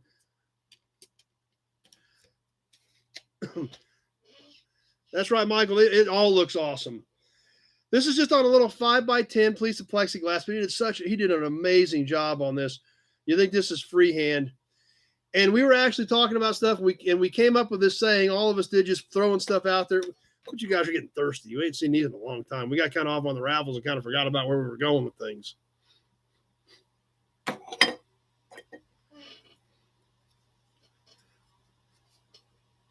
Everybody is a somebody at nobody's. Check this thing out. He did such an amazing job on this. Just a nice, cute, small little piece. The pinstriping on the side. Look at how he outlined these letters and then put the purple into the white. The white letters, and then they have a white outline around them, and then the bottom half is purple for kind of a, effect to the lettering.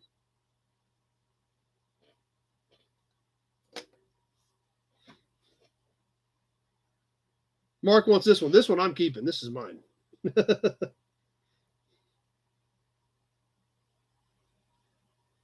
X-Ray Dean, he's late with internet issues, but you're here now. Glad you made it.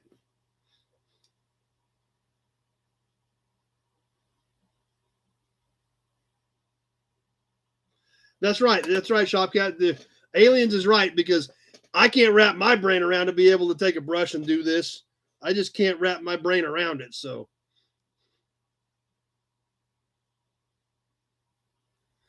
yeah, Randy obviously does some pretty amazing work.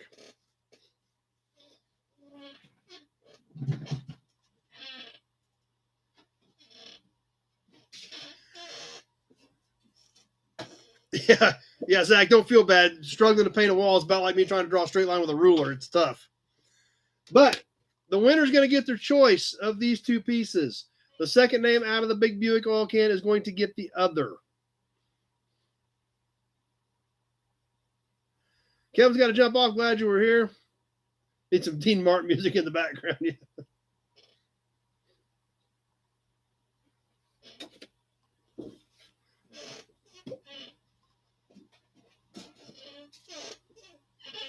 So, like I told you guys, that's right, I sent in some truck doors. We were going to do something completely different this month. Nothing this is custom one-off stuff. We've done all kinds of stuff, signs, hood ornaments, cans. We've done all kinds of cool stuff on the Raffle. This is completely, obviously, totally different. So, seems like we had pretty good reception to it, I think. Victoria Texas has a birthday request. Is it your birthday today? Are you a January 1 baby? That's right, Mark. He is in Ohio, is where Randy's at. And I don't know what Randy wants to do as far as any of you guys that want to get in touch with him. If he wants to, give you his number or get a hold of me to get it or whatever we need to do.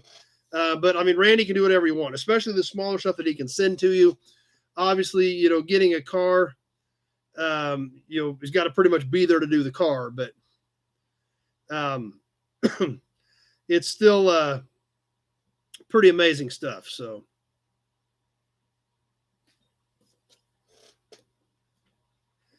but anyway, I'm glad you guys are excited about it. And I think it's some pretty cool stuff. So whatever Randy wants to do as far as making arrangements so you guys can get a hold of him on any work that you would like him to do would be awesome. You know, I did pay him for some of this, but he cut me a good deal on it to help out the show, which is awesome. And we did some trading around on some stuff that he wanted. So I think I'm happy with it. I hope Randy's happy with it. And glad that you guys are excited about the raffle. But it's pretty cool to have custom one-off stuff that somebody's going to win. So anyway,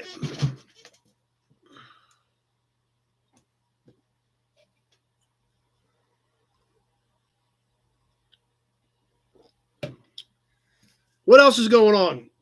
We'll get it ready to wrap it up. I think everybody's I think we got to kind of come back down after the raffle and then the announcement of the new raffle. And it's kind of got to come back down to reality here and keep moving. So, but it is awesome stuff.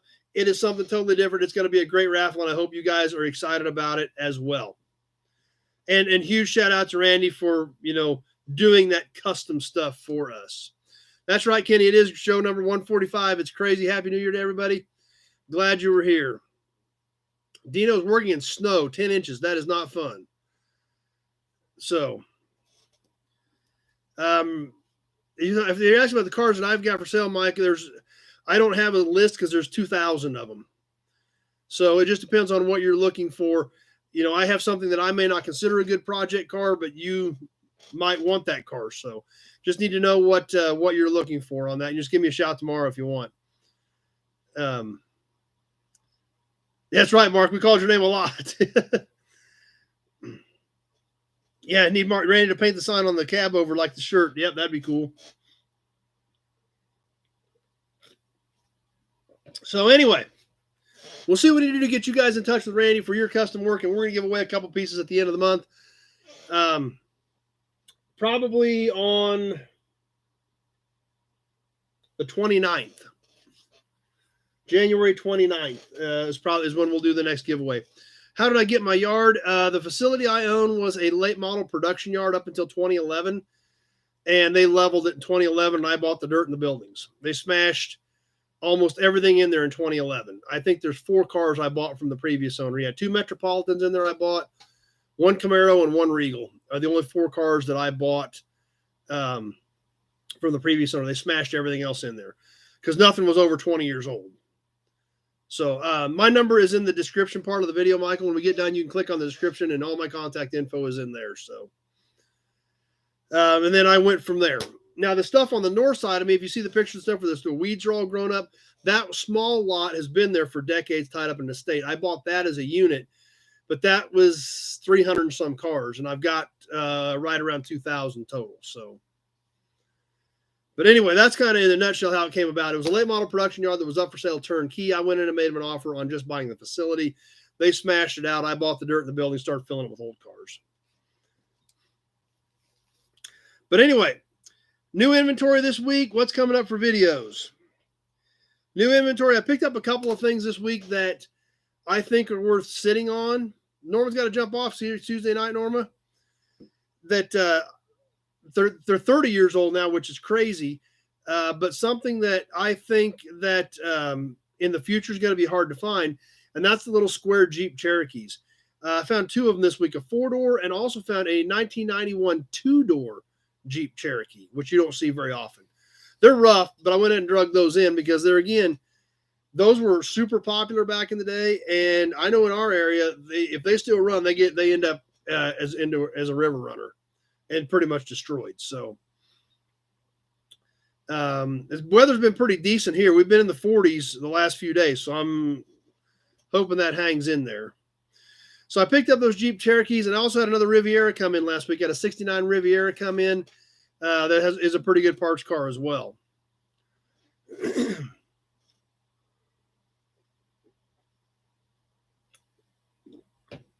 So be watching for those videos. Zach's jumping off, payment sent, and you better believe he put in for the new raffle. Awesome, Zach. Perfect. And speaking of videos, what's coming up? Obviously, still a ton of stuff in the can. Still got Pioneer Village, some awesome Pioneer Village videos to share with you. Still got some other salvage yard videos from my buddy's place. Still got some Auburn Cord-Duesenberg stuff. Got a lot of new inventory we haven't shown you yet. I bet there's 8 or 10 cars here we haven't even shot video on yet, much less showed you. Plus, there's still a few I haven't even showed you yet that are already uploaded. Plus, we'll see what happens when we get done on the 39 Cadillac. We're going to try to bring some content on the 39 Cadillac this week as well. Let's see. Randy says the same thing in his area. Rusted out junker brings $1,500 for a river runner, I assume. So that's right. Number one, 2 doors were the original sporty 4x4. His buddy owned one, got pulled over every week in high school at least once. Mark's jumping off. Glad you were here tonight, Mark. It's always a fun. And with that, I'm at the bottom of my page. We're ready to wrap this thing up. Big Job's looking forward to MRI and rotator cuff surgery. That doesn't sound like any fun. Hopefully you get through that and everything goes smooth there. But that's what I've got. I'm at the bottom of my page. Guess that means we're done. Scott loved the Twister video. Wish he was heading to Mecum. Yeah, Mecum's going to be epic. We're going to have a lot of stuff to talk about on auction results over the next several weeks, with Kissimmee starting this week, and then obviously the Arizona auctions immediately after that. Plus, Scott, remember, we've got the Twister Torino video coming up as well. I've got the Twister Mustang video uploaded. The Twister Torino video is actually, it's already uploaded, but it's not public yet. So the Twister Torino video is coming as well. Pete says, great show, Johnny. Thanks, Pete. Awesome. I hope you're feeling better. I was going to call you back, but you sounded like you said you just get a hold of me later. So I just left it at that. So just let me know. But yeah, if you're going to get up here soon, in the next few weeks, that's not a problem. No big deal. So let's see. I guess that will pretty much wrap us up. We will do some Toy Tuesday night. We already know what we're going to do on part of it when we check out the Auburn blueprint on the 1935 Boattail Speedster. We'll mix a few other things in with it as well, though. So we have some more cool stuff. Travelalls were 2 or 4-wheel drive. They came both ways. That's right, Daniel. Time to go listen to a little Frankenstein. Crank up a little Edgar Winter group. Not a bad plan. So that's kind of what things are looking like for this week. We'll definitely do Toy Tuesday live. We'll get some of this other content up. Like I said, so much cool stuff. And hope you guys enjoy it. Look, we had a ton of fun tonight. The auctions were great. You guys are amazing. The knowledge we have on here, second to none. And I'm glad you guys are excited about Randy's work. It's amazing what he cranked out, what he sent me.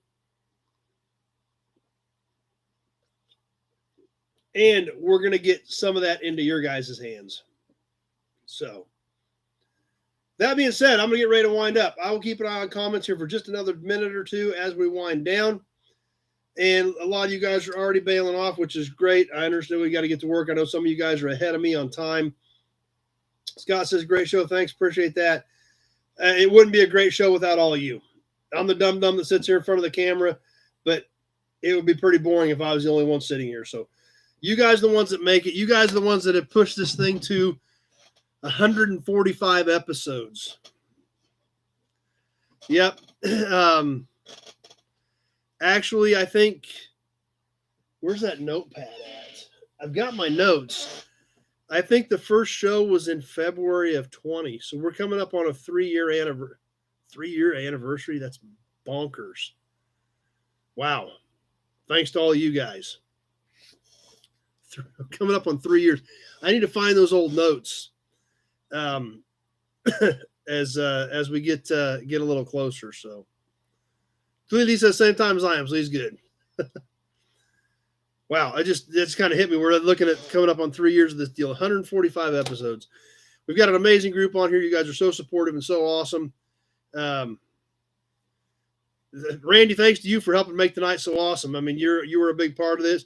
Just let me know or let these guys know how they need to contact you, and if they want some custom work done, because obviously they're all pretty excited about it. So that being said, we're going to wind this thing up.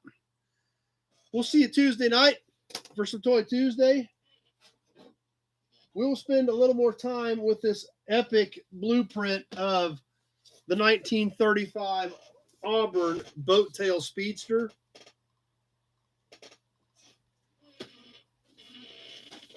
So that you guys can get a little better look at it where we can focus in on it.